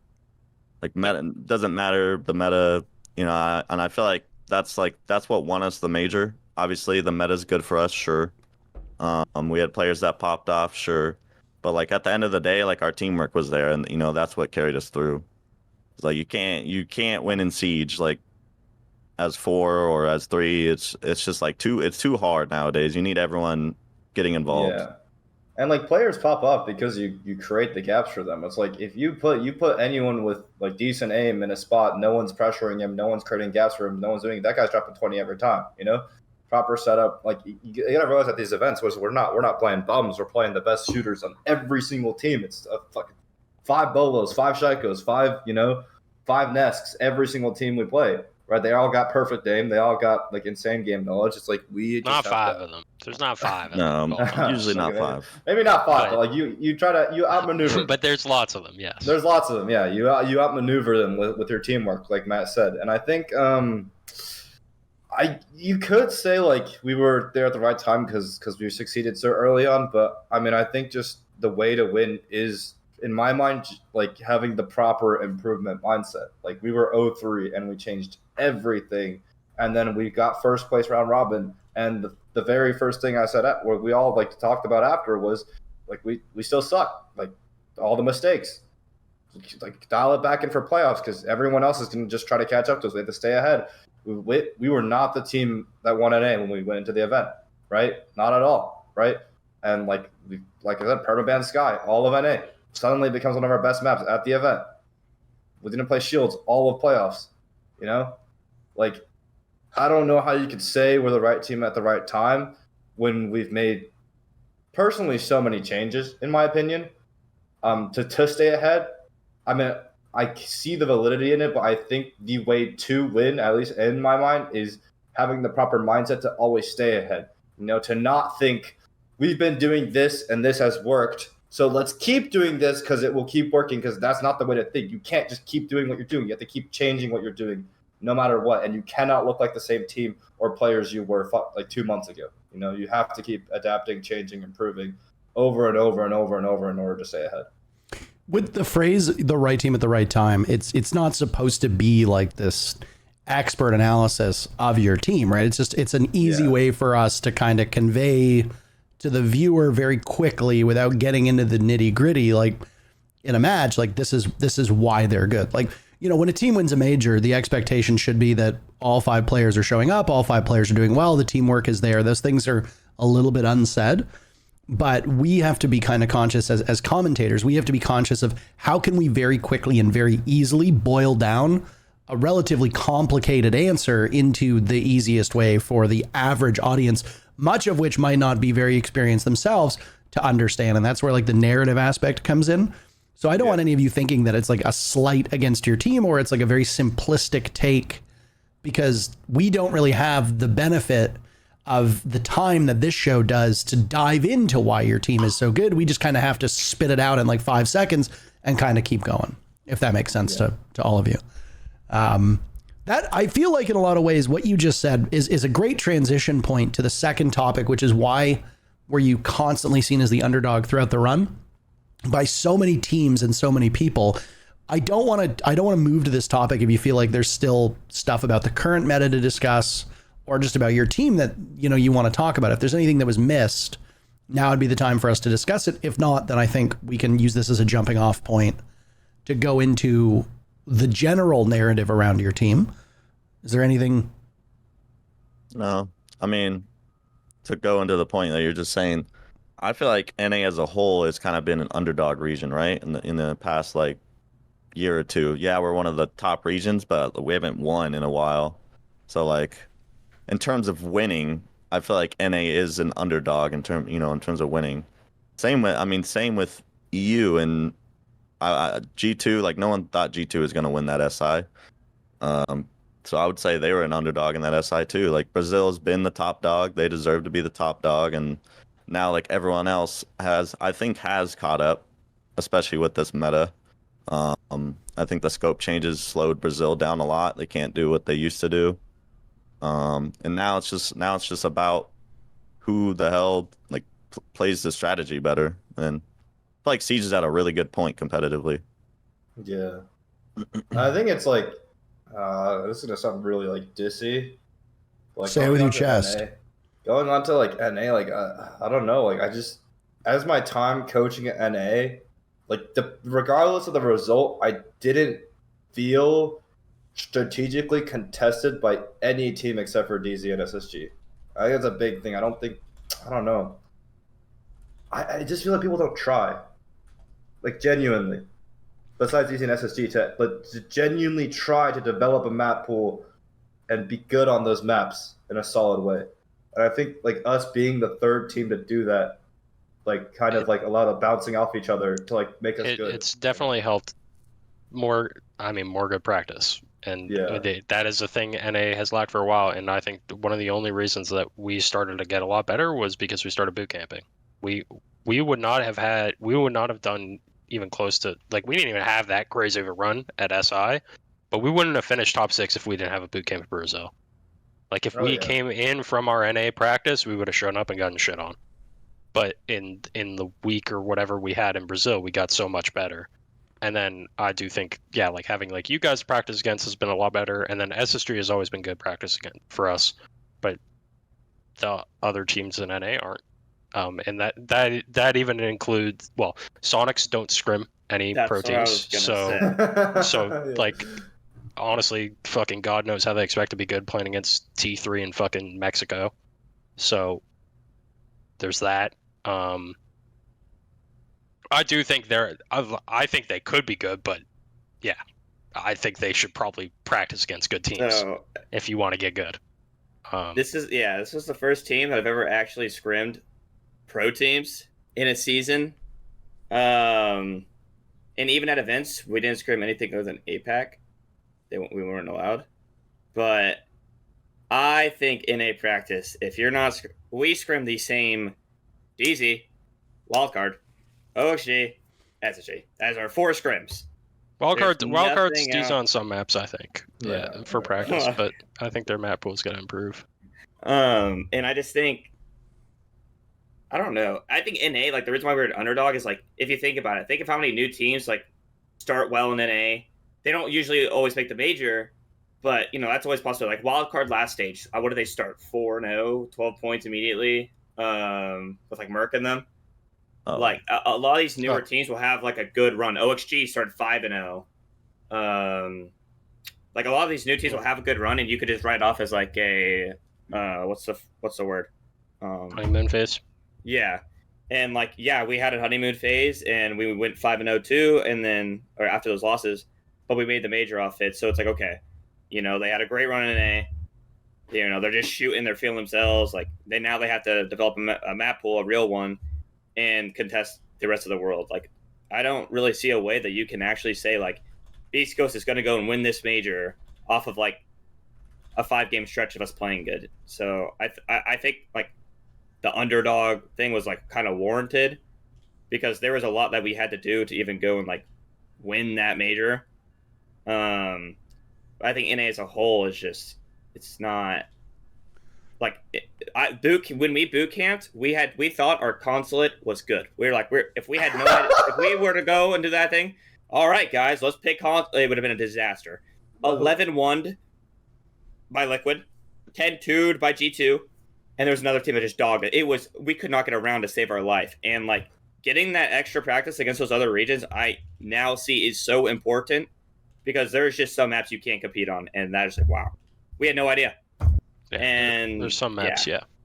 And on Sonics, we did boot camp, we did scrim pro teams.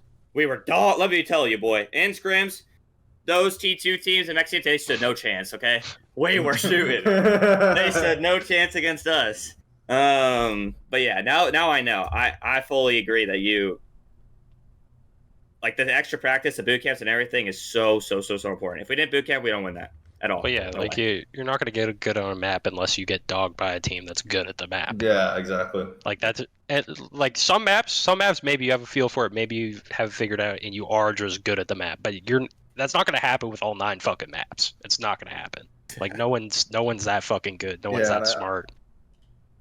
Like low-key, go ahead. Sorry. I was just gonna say. I mean, obviously, I really do respect the delicate nature at which you've addressed the Sonic stuff, Gunnar, because we've had people come on here before and just absolutely blast the hell out of their previous organization, you know. And I think the way that you addressed it was extremely pleasant and polite. You know, it was Matt who had to come in and kind of swing the hammer down on him. I'll blast him. Just let me know. Master's a mean guy, bro. What I was going to say, the question I was going to ask you, Gunnar, was you kind of touched on it, but I just want to take a second and have like a full answer to this question.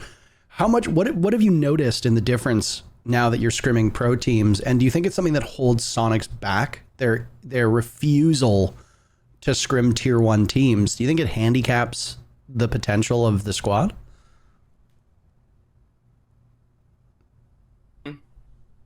I'll just say this. The reason why behind it was we don't want people to know what we're doing. We don't want to get countered and stuff. Now I see it really doesn't matter. No one in NA other than, I guess you could say, SSG. And that's just, Like, no one is sitting there and countering, watching your scrim and countering every single strat you are doing. I think that it does hinder them. I think that seeing these, like, actual gaps in your strat that, like, you would not see against, you know, Gimsy and JJ Blastful is the most, like, because there's some strats where, you know, we run and, like, okay, like, well, we're dogging this team, and let's, you know, and it's still a pro team, but it's like, you know, one of the lower into the pro teams, you know, they don't use make that far, and then you scrim DZ or SSG, and you just get railed, and you're just like, what? And, like, the strat sucks, and that's just how it is. Like, you have to be able to get railed sometimes and, like, see that, like, you know what I mean? It's not, I don't know. I think it hinders them. I do think now that I've done this and boot camped and scrimmed all these other teams, like, no one is actually sitting there and, like, because I used to think, like, everyone's just going to counter strat us. Like, when I first joined, like, I didn't want to scrim pro teams. I was like, no, like, we're going to get countered. It doesn't happen. It doesn't. I mean, it might in some cases, but it's like, it's not like the team's going to hide, like, every single counter. Like, some of them, it's like, they don't even think it's that crazy of a counter. It's just, they just do an attack, and it's like, oh shit, this strat sucks. Yeah. Like, it's not even a counter. It's like a small gap kind of thing. Some, yes. Obviously, there's always going to be the risk of that. But that goes both ways, right? Like, you should be learning and preparing too. Yeah. Right? Like, at the end of the day, though, like, if you're not, like, if you're not playing against good teams and, like, seeing what good teams are doing and having them pick apart your strats, and also, like, to even get other good ideas, like, you're not going to get better, or at least not at the rate that you need to. Like you might finally, you get to the event, right? And now you're watching all these teams play, and they're like, oh shit, this is a good strat. Oh shit, this got exposed, and it's too fucking late. You already lost.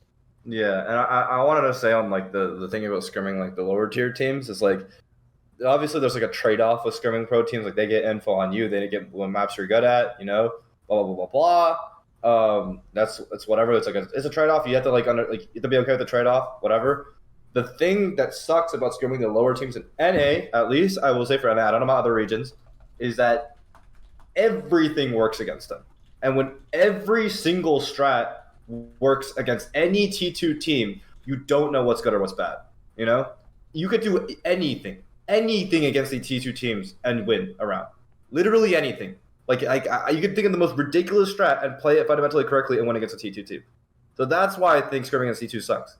Because you have no clue. You could, like every single thing we did worked, and it was just like, okay, so then what do we go from here? And I also think it did help a bit that us and DZ kind of have, like, an overlapping map pool, because we just go at it every scrim on, like, the same maps, and, like, that just made those maps, like, particularly stronger for, like, international play. We scrimmed a lot of labs. A lot of labs. And I want to say this. Everyone else was scared of getting you guys in the finals, but I wanted you guys. I was ready. Fair enough. Matt's lying right now. I said I'm down. Matt, I said I'm down for DZ, but I wouldn't be down to shit on BDS too. I said that. I said that. We were going to get you after. It's not about being scared of DZ. DZ, you guys are just annoying. I didn't want to play DZ. Man. I was scared of DC, personally. I was scared of DC as a coach. Fair enough. They match up well, you know. You wanted the better matchup. DZ matches up well. That's just how it is. We also scrim them 6,000 times. Yeah, I mean, I think that makes sense. Also, I want to address something totally off topic, but how the fuck did you guys go to border in Oregon against BDS? Thank you for going to border, by the way. Thank you for the glass ban. Thank you for the glass ban. Yeah, the glass ban was huge. We were feeling confident in border, and they didn't seem to be high preference on it. So we wanted to try to just punish that and get a map like low prep. Low prep. We were feeling confident. And yeah, that they seemed low preference on it. Oregon, that was more of that was like a risk of letting it through. I think more so, honestly, is like at the end of the day, you're gonna let a map through and pick it. I think it was just taking the risk on border. It turned out they had a bunch of fucking cheese shit prepped. So, like we went into it and it was like cheese shit every single round. We're like, okay, fuck. Yeah. Well, we didn't even. Talon. I don't even think we didn't play too bad on it. Like there was the one round where I could have killed the guy defusing through the floor.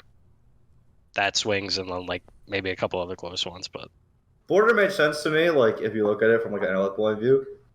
Yeah, I think Oregon was a big Well, again, at least with Oregon, it was like their pick kind of thing, and again, they weren't looking that comfy on it. Obviously, fucking neither are we, but they weren't looking that comfy on it during the event, and we didn't want to give them like club because we knew like they would 100% pick club if we left that up or sky.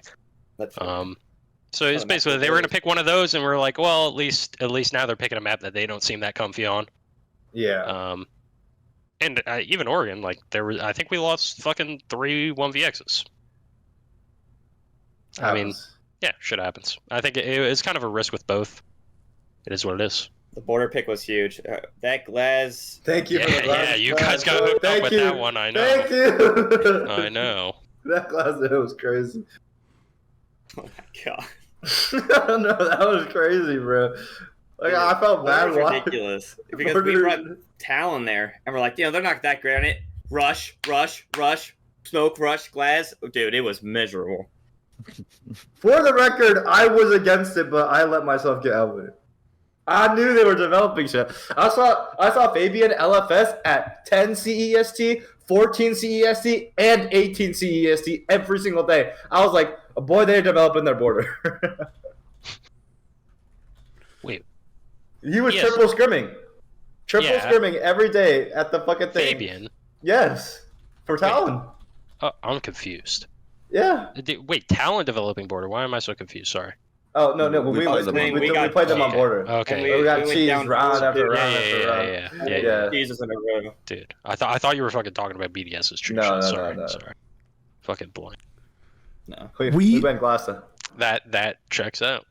We only have 10 minutes left. I am fine to go a little bit over the 2-hour cap, but I do know that when Troy and I brokered peace, part of the agreement was a 2-hour window. But when you get an episode like this where you get a lot of people on, I don't mind going a little bit over. But obviously not the crazy 3-4 hour episodes that we used to have. So I appreciate that we're ragging on DZ to an extent here. I'm always happy to shit on Troy, especially in game. I think that's part of we weren't even shitting on me. We were shitting on the map bans a little bit. The map bans the vetoes. The map bans. Which reflects, right after. Which I like to think reflects on you. We're gassing us up a little bit before, so that's all right. Yeah, it is what it is. That's how it goes. You got to take a risk. The last topic that I want to say it was talked about very briefly here, where we said, the reason for why NA is kind of slept on is historical performance. You have to go way back to the times that NA has won events. Since 2020, NA's won what? It started off the year with SI, being won by you on SSG.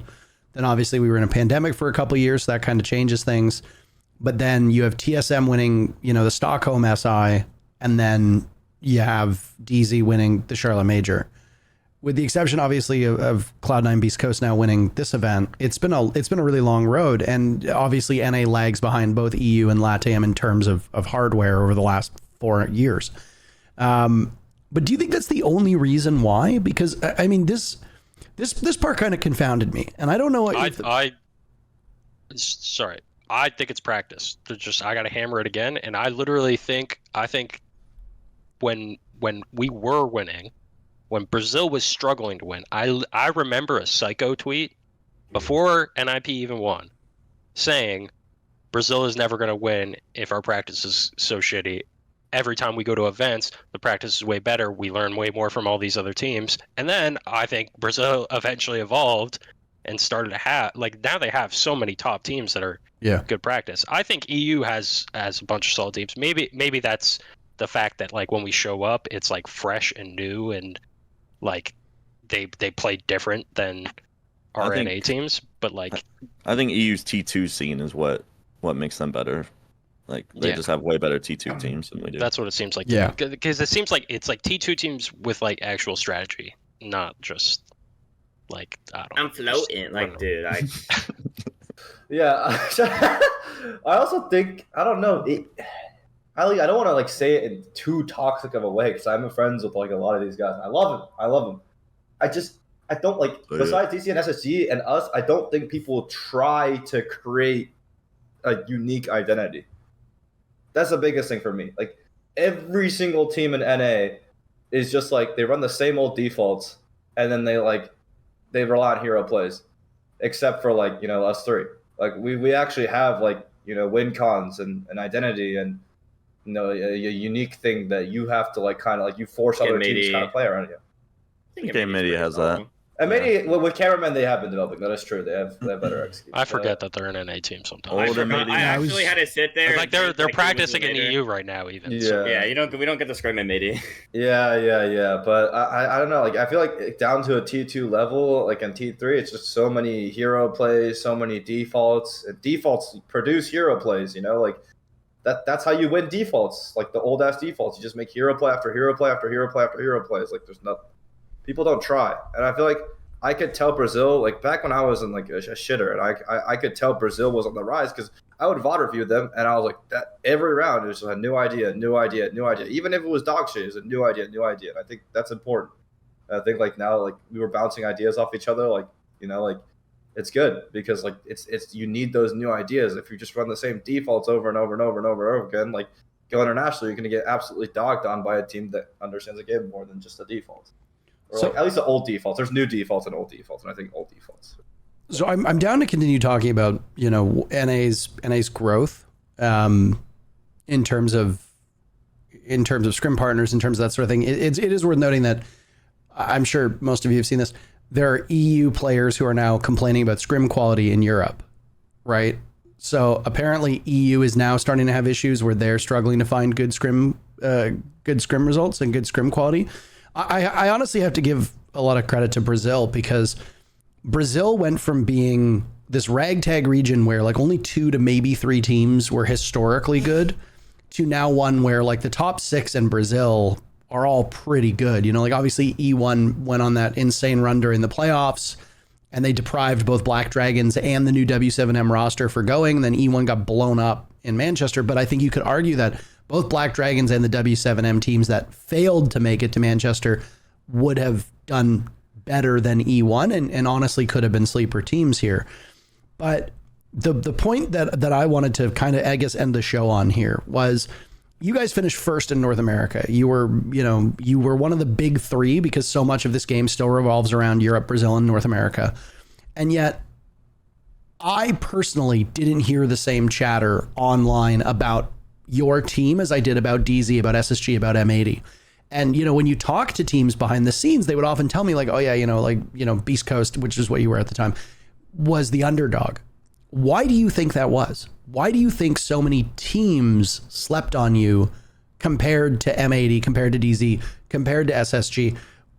And, do you all kind of have the same idea, or do you think there's a couple reasons why teams decided to underrate you compared to your regional counterparts? Well, honestly, it's just, you kind of go off like historical, right? Like DZ, always kind of struggling in NA. They're trying to get that 3rd, 4th to make the major, but then they make the major and they do well. SSG, kind of struggling in NA, then they make the major and they do well. I can't really say the same for M80, but because of that last roster, they couldn't win an international game. But like, you're not like a lot of teams just based off like, oh, this team does well at international events. I'd rather play the team that's brand new, who's never played an international event as a team before, than the team that's gone to 20 international events, placed high every time. So I don't think it's crazy. Like if I was in their shoes, I would look at all the NA teams and be like, okay, I don't want to play DZ. I don't play SSG. I would like to play Beast Coast. They're new. They're either going to bomb out like E1 or maybe they are good. But like we could have ended up like E1. We had this great playoff performance and then just shit the bed because we never played Dfuzr or touched LAN before, and like we're just a new team still. And international is a completely different game. So I understand it completely. If I was in their shoes, I would do the same thing because, historically, that's just what you kind of go off of. There was a tweet, I think it was by Seth a while ago, that basically said that if the 5 of you weren't the players that you are from other teams, that people would talk about you differently. Like if you were just, if it was like an Empire situation where, the 5 of you are just like brand new to the tier 1 scene, just starting off, that people would have rated you higher. Do you think there's any truth to that? Do you think that your past results on other teams influences the way that people talk about you now that you've all landed on the same team together? I mean, 100%. Like, let's face it. I'm not known as this like, NA top dog. Like, people probably saw the major performance and were like, it's just there's not like really players on our team that are like, they got Spoit or they got who else, whoever. Like, there's not like that guy, like that star like player that everyone just has like a boner over. Like, there's just, it's just 5 dudes who are good at the game and anytime one of us has a pop off game, they're like, that's crazy. That's This guy's crazy. killing himself. Can he be consistent? Though he's really inconsistent. He's got to keep that consistency up. Like, it's just, I'm sure if we had 100K on YouTube or something, like, we'd get talked about more. But that's just how it goes. Like from like your average Joe that just watches the game. Oh, this guy went plus 40 in the last stage, so he's nasty. This guy went negative 15, so he sucks. Like, End of the day, like, Yeah. that I got at this last episode, Parker. Like, public perception, sure, but like if you play the game, like I never played against you guys and we're like, that guy fucking sucks. Like, you guys are shit players. Like I team with Gav. I know Gav's good. Like, I've played against all you. I know you guys are all good players. Like, so I like, as someone that plays the game and knows the game, I didn't have that perception. Like it wouldn't be different for me. Like, if you guys didn't have like your past history on teams, because like your past history on teams, like I played against you guys were good. And But- yeah, I was gonna say, like, wouldn't it be worse if we're all rookies and made it? Honestly, yeah. Some could say yes, because most of us got dropped, but like, in my opinion, the only real drop that I had was from SSG. I don't think I should have been dropped off of DZ, which most people could agree with, right? SSG, I do agree. Like, I don't blame them at all because I didn't play well. So I don't know. The SSG one to me, I think they were just desperate to get Dave.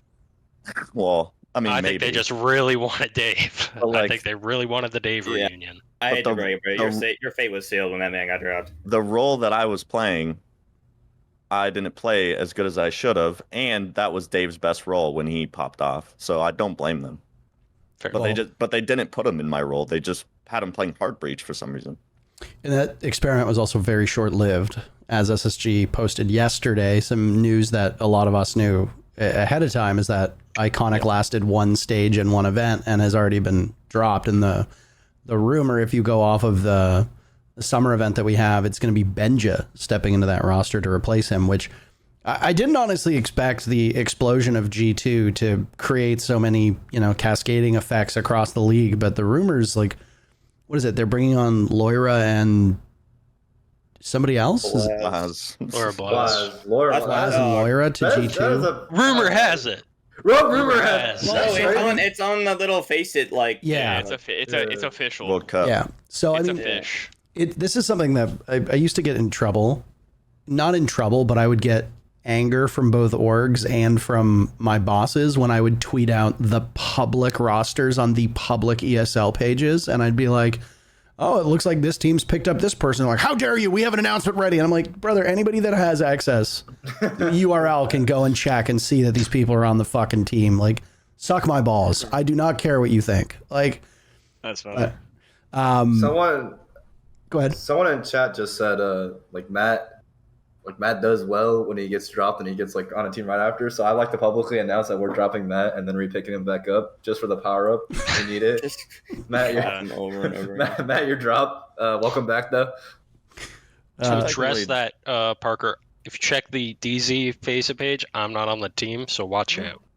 Dude. Are you dropped? Mince back. Mint's back. Maybe Is it 'cause Kyle Mint- is on the team. I'm Is it not. because Mint signed y'all up and he has to be on like the main roster?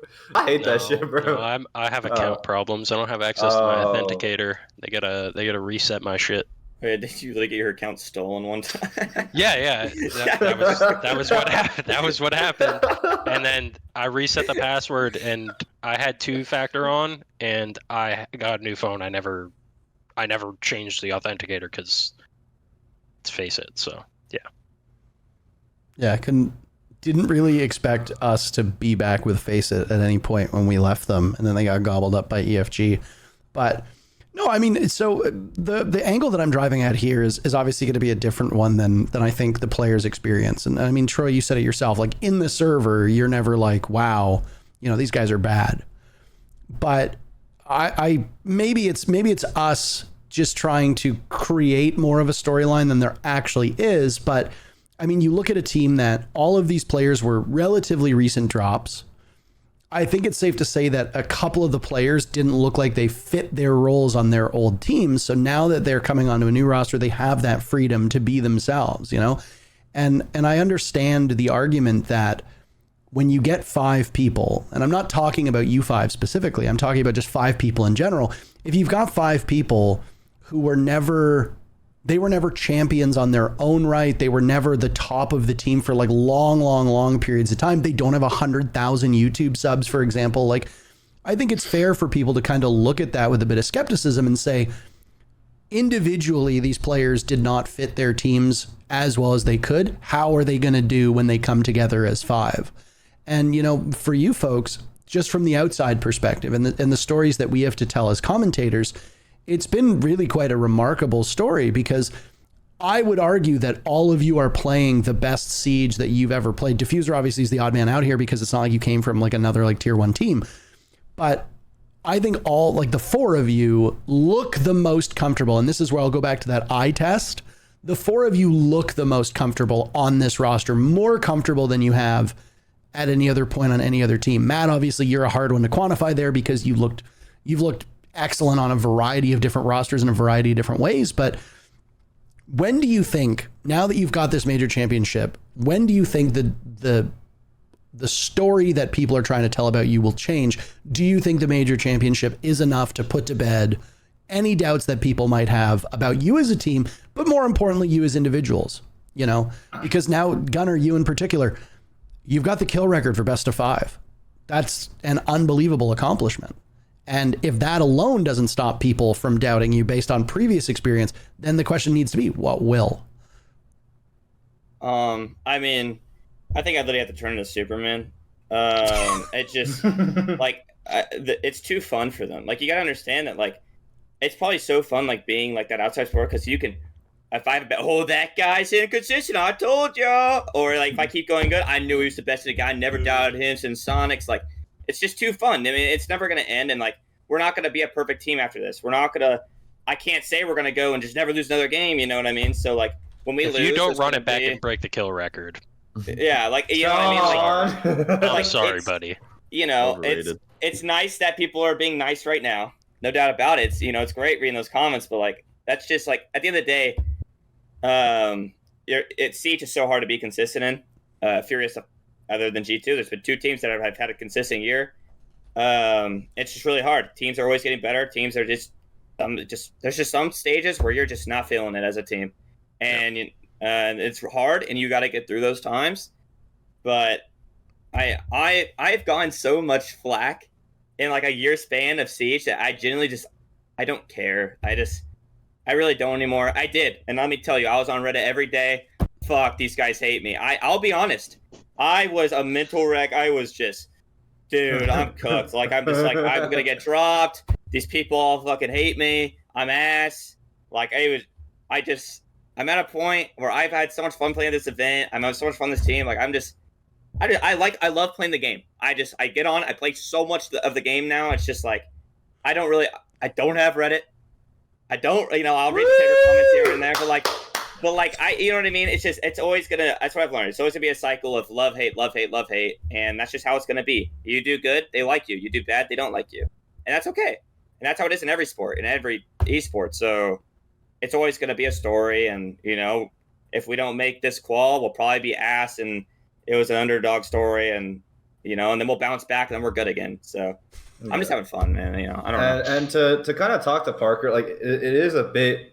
It's really, really hard for us to kind of like bridge the gap as competitors to the public perception, because at a top level there is a very like tight level of tuning out that narrative that you have to do in order to perform. I think everyone kind of agree on that, right? Like if you bite into that narrative as a top competitor, you're just kind of fucking yourself. Like you're putting all these like thoughts into your mind that don't need to be there, other than just focusing on your game.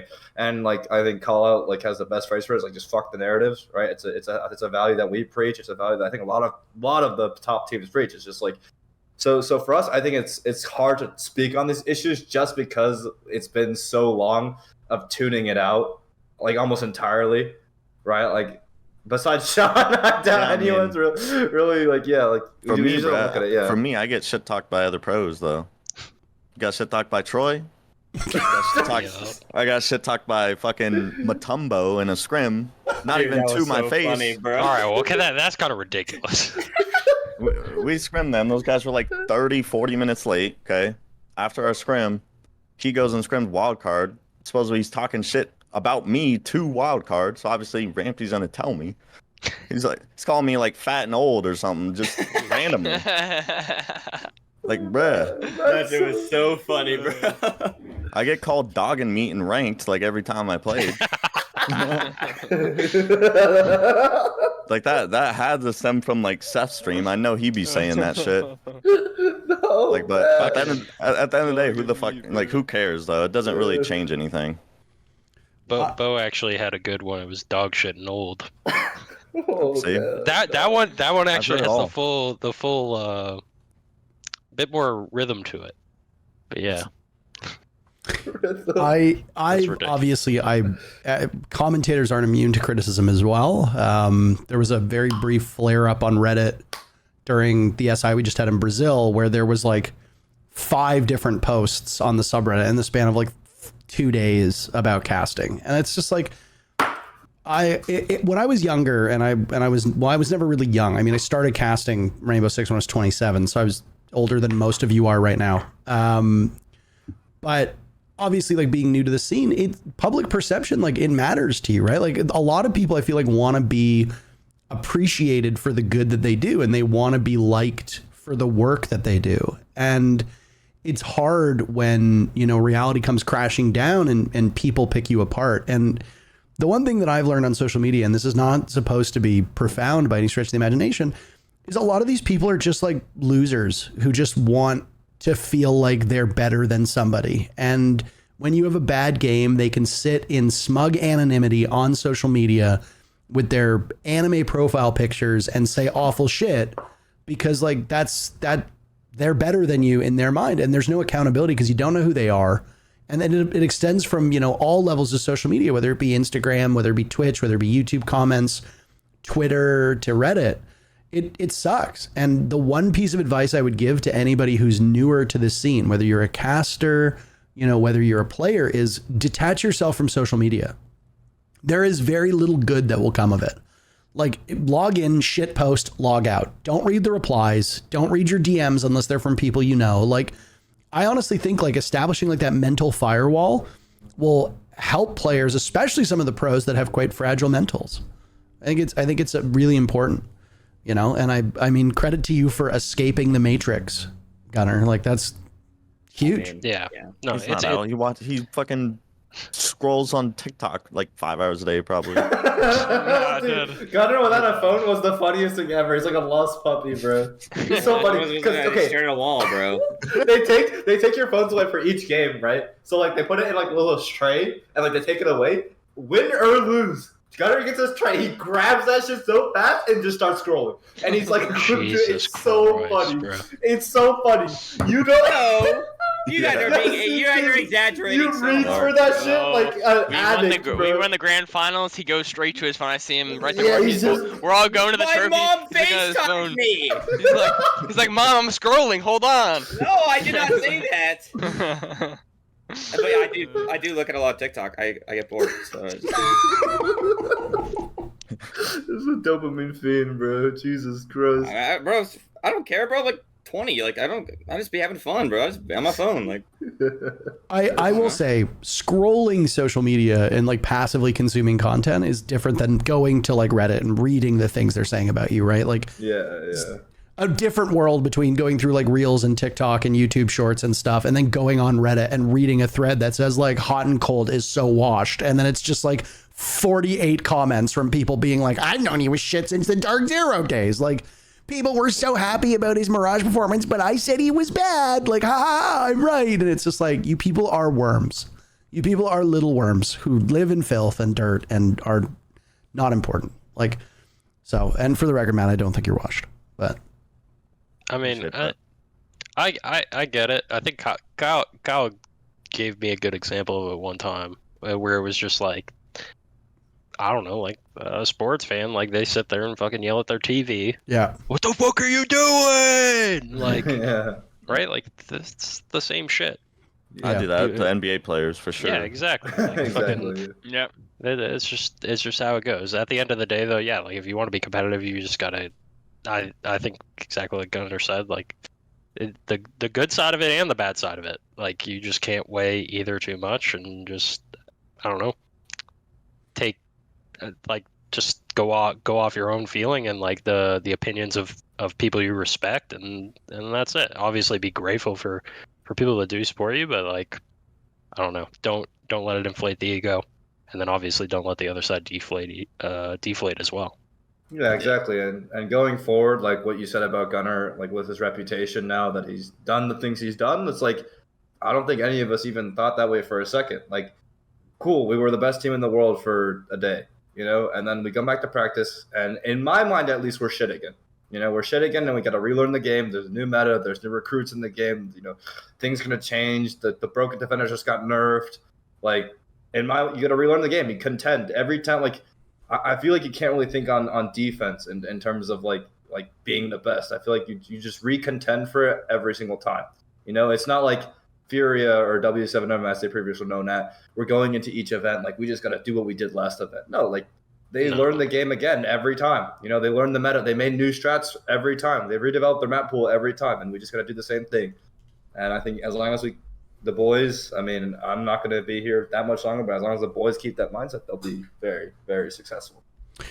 Now, if it's okay with all of you, we have 15 minutes until it's 2:30. I want to talk about what you just pointed out. I did want to get to today. And I just very briefly wanted to talk about the biggest announcement that's come out, which is, your partnership with Cloud9. Obviously, it caught a lot of people by surprise. Admittedly, I'm not dialed in at all to like the comp scene when we're off. I treat the summer as like a summer vacation. So obviously I didn't know this was coming. I very quickly just want to talk about, if it's okay with you, what were the steps to make this happen? How is Beast Coast now partnered up with Cloud9? What are the details with it? Is it the type of thing where the org is now one big org? Is it just a temporary partnership? Just a summation of how this happened. I've gathered, it is a temporary partnership. It's not like the Astralis disrupt merge thing, from what I've gathered at least. But I don't know the inner workings of it at all. That was all our CEO. I maybe winning the major helped. I don't know, but I don't. It's not like the disrupt Astralis. It's just like I think we are under Cloud9 like as of right now, but I don't think it's like a complete super long term thing, from what I've gathered at least. Okay. Yeah, we don't really have a lot of information on it. All we know is we're partnering with them. You just You just that's crazy, bro. That is crazy. You muted yourself. You're fully hard muted and deafened. You can't even Oh, I hear. just deafened. Yeah. What the hell? Yeah. Wait, did you even hear what I said? No, you said Oh. 3 words and then immediately we're gone. I And said we couldn't even tell you. I said all we know is we have the C9 tag now. We're getting new jerseys, and that's about it. Yeah. So cool jerseys. Are they collaborative C9 Beast Coast jerseys, or are they C9 jerseys? Oh, okay. It's C9's jersey with like the Beast Coast logo right here and the Pixio thing. Think right here. PSG Talon, but C9 Beastcoast. That's what Boss Man just said in the chat. Yeah. That was all the org. We just show up. That's all. Well, I mean, I don't imagine you, Fett, negotiating big contract deals with one of the largest esports orgs on the planet. I don't think you go and march into battle on that front. Have you seen my TikTok? I was in there. Dude. Dude. You know, you guys know the Gav walk, right? The fucking like, swinging his arms. I just imagine like the deal, fucking Gav walking in, fucking literally the first time I met him, he did that through the airport, and I was like, what the fuck? And then I noticed he did it everywhere.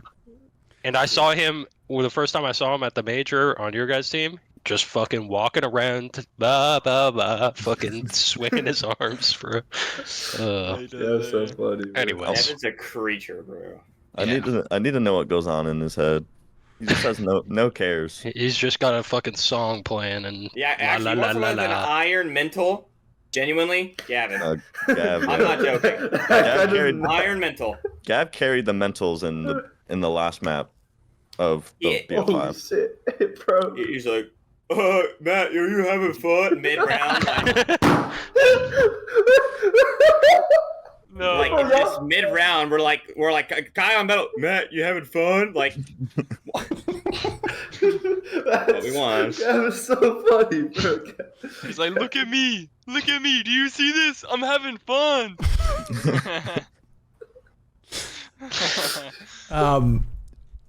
Does working with or partnering up with an org as legendary as Cloud9, does it impact you at all? Because I don't know about you guys, but when I was first starting to get into esports, like I was a fan first, right? Like, I mean, getting to talk to like even somebody like Troy, you know, like I am man enough to admit that we were doing some Pro 10s one day, and Troy and I was casting it just for funsies, and Troy showed up, and I was like, whoa, you know, like I'm just like a tier 3 caster at this point, and suddenly like the world champion is here. Like, that's sick, you know, like. So do you feel that when a team like Cloud9 announces like a partnership, this legendary org that's been around for ages? It's like, cool. Oh yeah, 100%. I was geeking for sure. I was geeking, yeah. And it's like I've been watching C9 League of Legends like when I was a little boy. You know, C9 High, Sneaky, bro. Oh my god, Meteos. I was fans. Not a Balls fan? Balls. Dude, Mango from Melee, he's still on the Melee. Like, he's still playing Melee for them, right? Like, that guy, I love that guy. That's like the Troy of Smash. Old bro. NA League of Legends is just like what makes me love this org group. Yeah, and I was a TSM fanboy forever. Dude, oh yeah, Stewie 2K, bro, when they won the Boston Major, oh my god. Just... Shroud was on C9 way back in the day as well. You had Skidoodle on that roster. Skidoodle. Yeah. Like unreal. You think we're gonna be like, oh, you remember that Cloud9 roster with Dfuzr and Hotancold? Dude. God. Well, I mean, part of the reason why I imagine C9 got involved was because the Esports World Cup does have like a partnership program, right? Where there's like partnered orgs. And obviously I don't know the ins and outs of it, but C9 stands to benefit like all other orgs from the more games you compete in. I will admit, I'm so tuned out to the Esports World Cup. I'm not watching it in any way, shape, or form. But I have to imagine that goes into it too. And who knows? You know, I mean, at the present moment, there is no better Rainbow Six roster for them to partnership up with. You know, you folks are the top right now. Now, the last topic, and obviously this is somewhat of a sad note, I think. It's a proud moment, but also a sad moment, is Fett, you are leaving. I'm gone. Not the call, leaving the team. Because you got accepted. Matt cheered. Why did Matt cheer? You got accepted into a PhD program. Yes. Congratulations, first and foremost. That's an enormous accomplishment. So obviously I have the two big questions for you. Number one, the latter question that we'll probably end the show on is, how is the hunt for a new head coach going? But the first question, you knew that your time was limited. You knew that you had your sights set on something beyond esports. How on earth did you balance that with actively being a coach for It's not like you just stepped into a roster that's been around for a while. You helped build this roster, and then you get a brand new team and a brand new meta. How do you balance all those things at the same time? I kind of went all in on Siege because I was like, I'm gonna be done with this school stuff anyways, or not done. I'm gonna go on to do it anyways. I'm gonna be done with undergrad anyways. I went all in. I stopped posting on TikTok for 3 months. Like Jesse, I literally I don't want to focus on TikToks right now. I don't want to focus on anything else. I just want to focus on Siege. I want to put all my chips on Siege and see what happens because I got the reins to build the roster. They trusted me to build the roster. I wanted to see what I can do. Big credit to all the players. Obviously, it's not all of me, but yeah. I mean, I was just it was just the idea of during undergrad, you can kind of schedule your classes around Siege and stuff. You can put your classes in the morning and then scrim for the rest of the day, and then do nothing else but homework and strats for the rest of the day. So I was like, this is what I want to do. I experimented a lot with the activities I want to do in undergrad, and I found out I enjoyed competing so much. This is just what I want to do all day long. And while I'm young, let's just do it. I think science ended up being the greater life goal. I want to impact the world in a positive way outside of competing in entertainment. I want to help cure diseases, tackle diseases, and help people. And I think that's the greater mission at hand here for me, long term. But short term wise, it was a blast personally to compete. I just wanted to give it my all because you don't feel this feeling from anything else. This is like cocaine times 2000. It's crazy. And every competitor, they keep coming back because it's cocaine on 2000. It's heroin, bro. It's crazy. So speaking specifically to you, what is next? Obviously, not everybody might be familiarized with how extensive getting your PhD is. So what are the next immediate steps for you? And more importantly, what are you studying? You said science. Tell us about the program. So I'm going to be studying bioinformatics specifically. So it's like biology research and computer science together. So you take people's DNA and you sequence it, and then you look at their stuff. You look at their genes. Pretty big right now, and with technology becoming huge. So I'm gonna be doing that for 4 or 5 or 6 years, and then hopefully starting my own lab, doing my own research. Hopefully publishing some crazy papers, winning some Nobel Prizes. I don't know. Hopefully, right? That'd be crazy. That would be crazy. That'd be dope. That'd be dope. I'd love to continue doing Siege content. I think a big mission goal of mine with content, at least when I was really passionate for it, I lost the passion for it for a little bit just because I was competing. But when I get back into it fully, I'd really love to do my best to bring more attention to our comp scene. If I could do, this is a crazy goal, but if I could do an inkling of what Tarek does for Valorant, I'd be very happy. I'd love to do that for Siege, just because I know I love all these guys. I've had such a good time here, so I'm gonna keep doing content. Y'all will still see me. I just can't compete anymore because double scrims don't match well with the 9 to 5, and I can't Gunnar was you should just stay here part time. I can't do part time because I'm gonna feel the pull. If I just show up for half the scrims, I'm gonna feel I want to go all in, and I can't. I know exactly how that'll go, so I'm kind of relieving myself of that. Yeah. Well, you're now currently in the process of searching for a head coach. Are you having any input whatsoever on that process, or are you hands off and just going to let the team, the org itself, all the other stakeholders deal with it, or do you get to help provide some input? I want to be more hands off because I don't want the new coach to come in wanting to be me. I feel if I'm too hands on, then it'll be kind of an unfortunate situation for them, right? Because we just want a major. It's filling shoes. It'll feel like filling shoes, and I want the new person to be themselves. I want them to work in their way to the 7 just as much and be as valued of a voice. And if the players want input, I'll give my input. I think I could easily tell who's trash, who's a check stealer, but I think the players are smart enough to know them by themselves. They work with a variety of coaches, so they'll be fine. And if they want my input, I'd love to give my input. But I think for the most part, I won't take any initiative myself to kind of make a selection for them, unless I see someone's detrimental. I'll step in if there's a detriment incoming, basically, because I don't want someone to fuck my boys over. And just I suppose this will be the last comment on the matter for the three of you.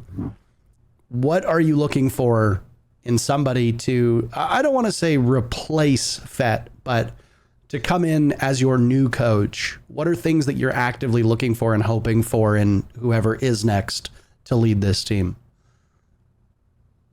All you, Matt. Okay.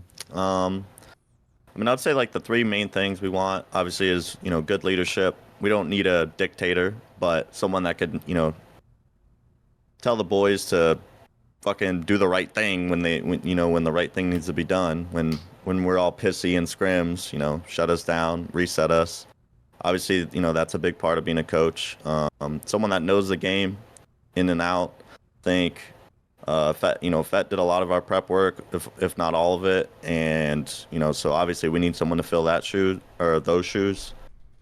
And then I would say the last thing is just not be a weirdo. Like hang out with the team, be a good friend almost, just chill, like keep the vibes up. I mean, other than that, I don't really think there's like anything specific that we need out of them. Just like, good leadership, good prep work, knows how to make strats, and then just not a weirdo. You seem to emphasize that last part a lot. Have you dealt with a lot of weirdos as coaches before? What? No, I've been pretty lucky with my coaches, I'd say. But there's definitely weirdos out there in the Siege scene. That's just how it is. That's fair, yeah. What is Fett laughing at? I just see Sean smiling, bro. Sean always makes me giggle. There you going? No, he made a funny comment. Definitely a lot of weirdos out there. Do either of you want the last word? Is there anything we've missed in this entire show? Which I appreciate the fact that you gave me an extra half hour when I asked. And Troy especially, thank you for giving the extra half hour. Oh yeah. No problem? Is there anything we missed? Is there any topic that you think that you want to speak on? Because I guess it's the most fitting to allow the players and our guests to have the send off of the episode. So anything about the team, anything about the org, anything about the game in general that we missed? Yeah. NAT2 needs to fix their shit, bro. Yeah. I'm so sick of it. And I'm sick of scrimming 4 teams, and I'm sick of NA being ass. So we need to stop trying to go for clips and scrims, bro, because no one cares. No one cares if you can quick peek one tap B. They always do it, but they don't win the round, and I'm sick of that shit, bro. Build a little bit of a culture in your T2 teams. Get some real strategy going. Yep. Put some effort into it, and you'll see results. Make I'm some sick good of it. strats. Put some effort into some strats. and That's stuff. what I'm saying. That's what I'm saying, bro. I mean, I think that's the T2 culture in general, though. Everyone in T2 plays for the stats. And Yeah. no one. They just show up, scrim. Hopefully they can get picked up, but like, you could very well make a T2 team with if someone's out there can step up and be a fucking leader for it. So like the talent's there. You could make a team and I'm not saying you're gonna show up and fucking win an event, but I think coaches too. They got to step up their shit. No, I agree with that. That's where it starts. I agree with that one. Yeah. Ooh, That's all I wait. I want to say, okay, this is my last piece. I think any organization out there, swapping your coach is the safest roster move you could possibly do, because if the new coach is good, you will see the effects. If they're bad, it's whatever. You still got your players. It's like it's like a lot of not a lot of loss for the amount of gain you could get. And I didn't want to say that before, because it's okay, what if Beastcoast dropped me? But not really. No, it would have been totally valid for Beastcoast to drop me stage 2 after last place. If I didn't have 200,000 followers on TikTok, I probably would have been gone, right? So, I'm being serious, and it would have been completely valid. It would have been completely valid, right? I would not have been mad because I put that team in last place, So, at the end of the day, if as an org, the safest roster move you can make is dropping your coach. I will put that out there in the world. The moral of the story, Cloud saved your job. So there you go. Yes, sir. It's too easy. It's too easy. I love TikTok. Get enough followers and they'll never get rid of you. And there you go.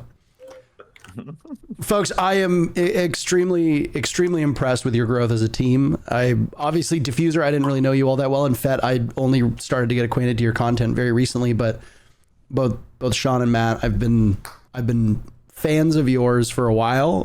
Gunnar, obviously I haven't gotten to know you all that well, but now that you're on a team that seems like a much greater fit, it is good to see you succeed. And you had probably one of the best lines ever, which was the one where you said, I'm not used to, what did you say? I'm not used to people cheering for us. This is the first time people have ever cheered for us in Manchester. Oh, yeah, but that's because we were always like, I only make main stage in like EU. So like it's every time it's just been like Chico fans. Still, And you made it in Brazil, and that wasn't rooting for you. No. He wasn't there. on the team. You weren't He got- there. he got Bro, dropped for wait, Anthony. I He got dropped dropped, for dude. My bad, bro. Oh, My wait, bad, no, bro. That's crazy. No. I got My bad, dropped bro. right before him. But Well, you wouldn't have had fans. Jesus Let's just say that. Christ. You would not have. That one was something else, bro. You were in the pit. I don't know how Rob was alive, bro. Rob was just walking around. Bro. Yeah, you were in the pit there. yeah. My bad. But I'm genuinely very happy to see you all succeeding. And, you know, it's handling Beast Coast from a commentary standpoint has always been a bit of a challenge, just because like there's usually always been players on the roster that have been either well liked or well known.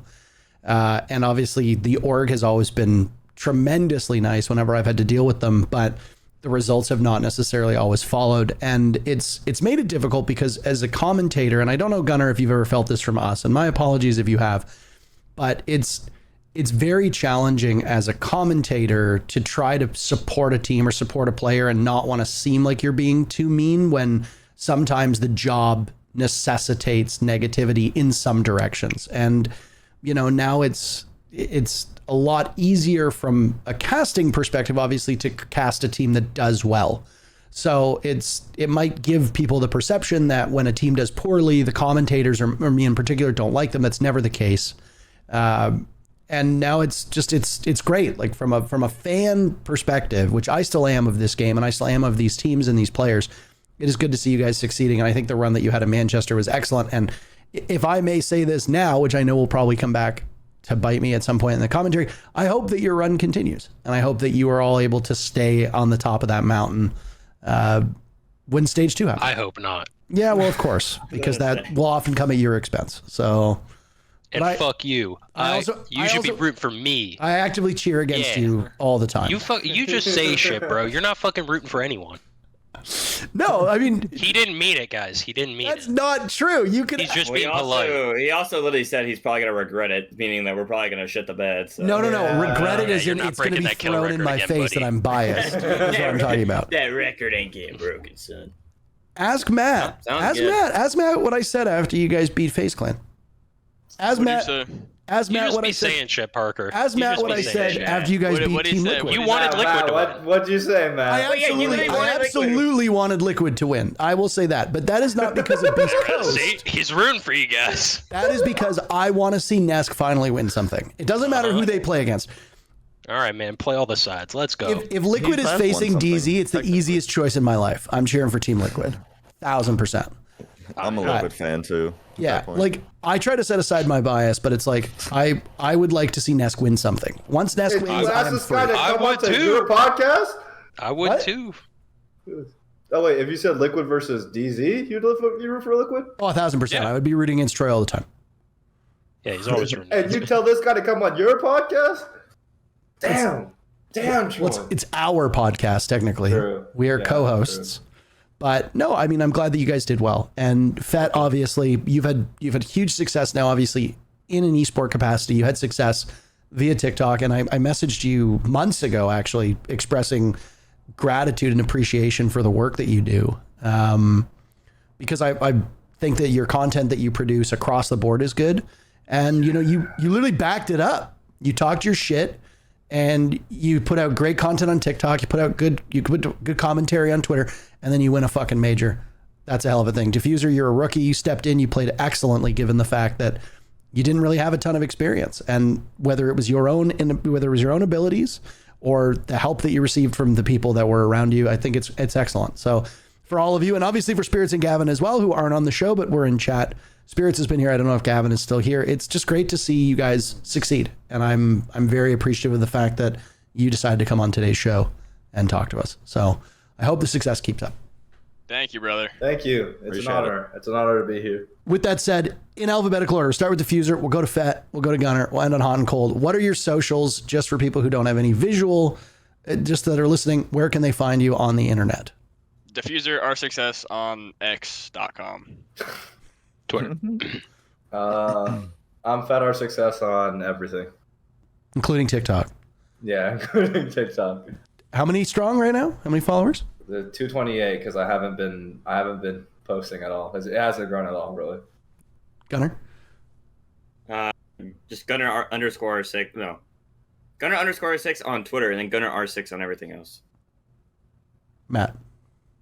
Hotancold on Twitter, and then Hotancold 98 on Twitch. And the Hotancold TV on Instagram. Nah, fuck Instagram though. Hotancold TV on Instagram, by the way. Follow me. Everything was taken. That's me. That's not yours. That's me. I'm Hotancold TV on Instagram. For those that are watching on the YouTube format and have made it this far, all the socials are always listed down below in the comments.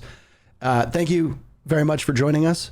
It was a little bit longer of an episode than we anticipated, but I think it worked really well. And, you know, I would love to have some of you folks on again when we do some of our big podcasts before majors themselves and talk about NA or just talk about the state of the game, because that's something that I'd like to do more of, is have these bigger shows with more people to provide more perspective, especially if Troy ends up being busy. Then it's always good to have somebody there to fill that void. So, and of course to you, the viewers, thank you very much for tuning in. And if you made it this far, like, subscribe, all that stuff, it really helps us out. As for our socials, Troy and I can be found down below. We're going to be taking a bit of an extended break. I don't know when we're back. I think it's the second week of July. I think it's like July. I'd have to check. I think we're back like July 13th, if it permits. I know, Troy, since you're going to be in the qualifiers for the Esports World Cup, I know that it might be. God knows. Yeah. We don't know. But if I need to find a temporary co-host while you are busy with your previous engagements, then I am happy to do that as long as you permit it. So thank you very much, everybody. It's been a wonderful time. Take care of yourselves, and we'll see you in about a month or so. Yep. Enjoy, for those of you on summer break. Bye-bye. Enjoy your summer break. Goodbye.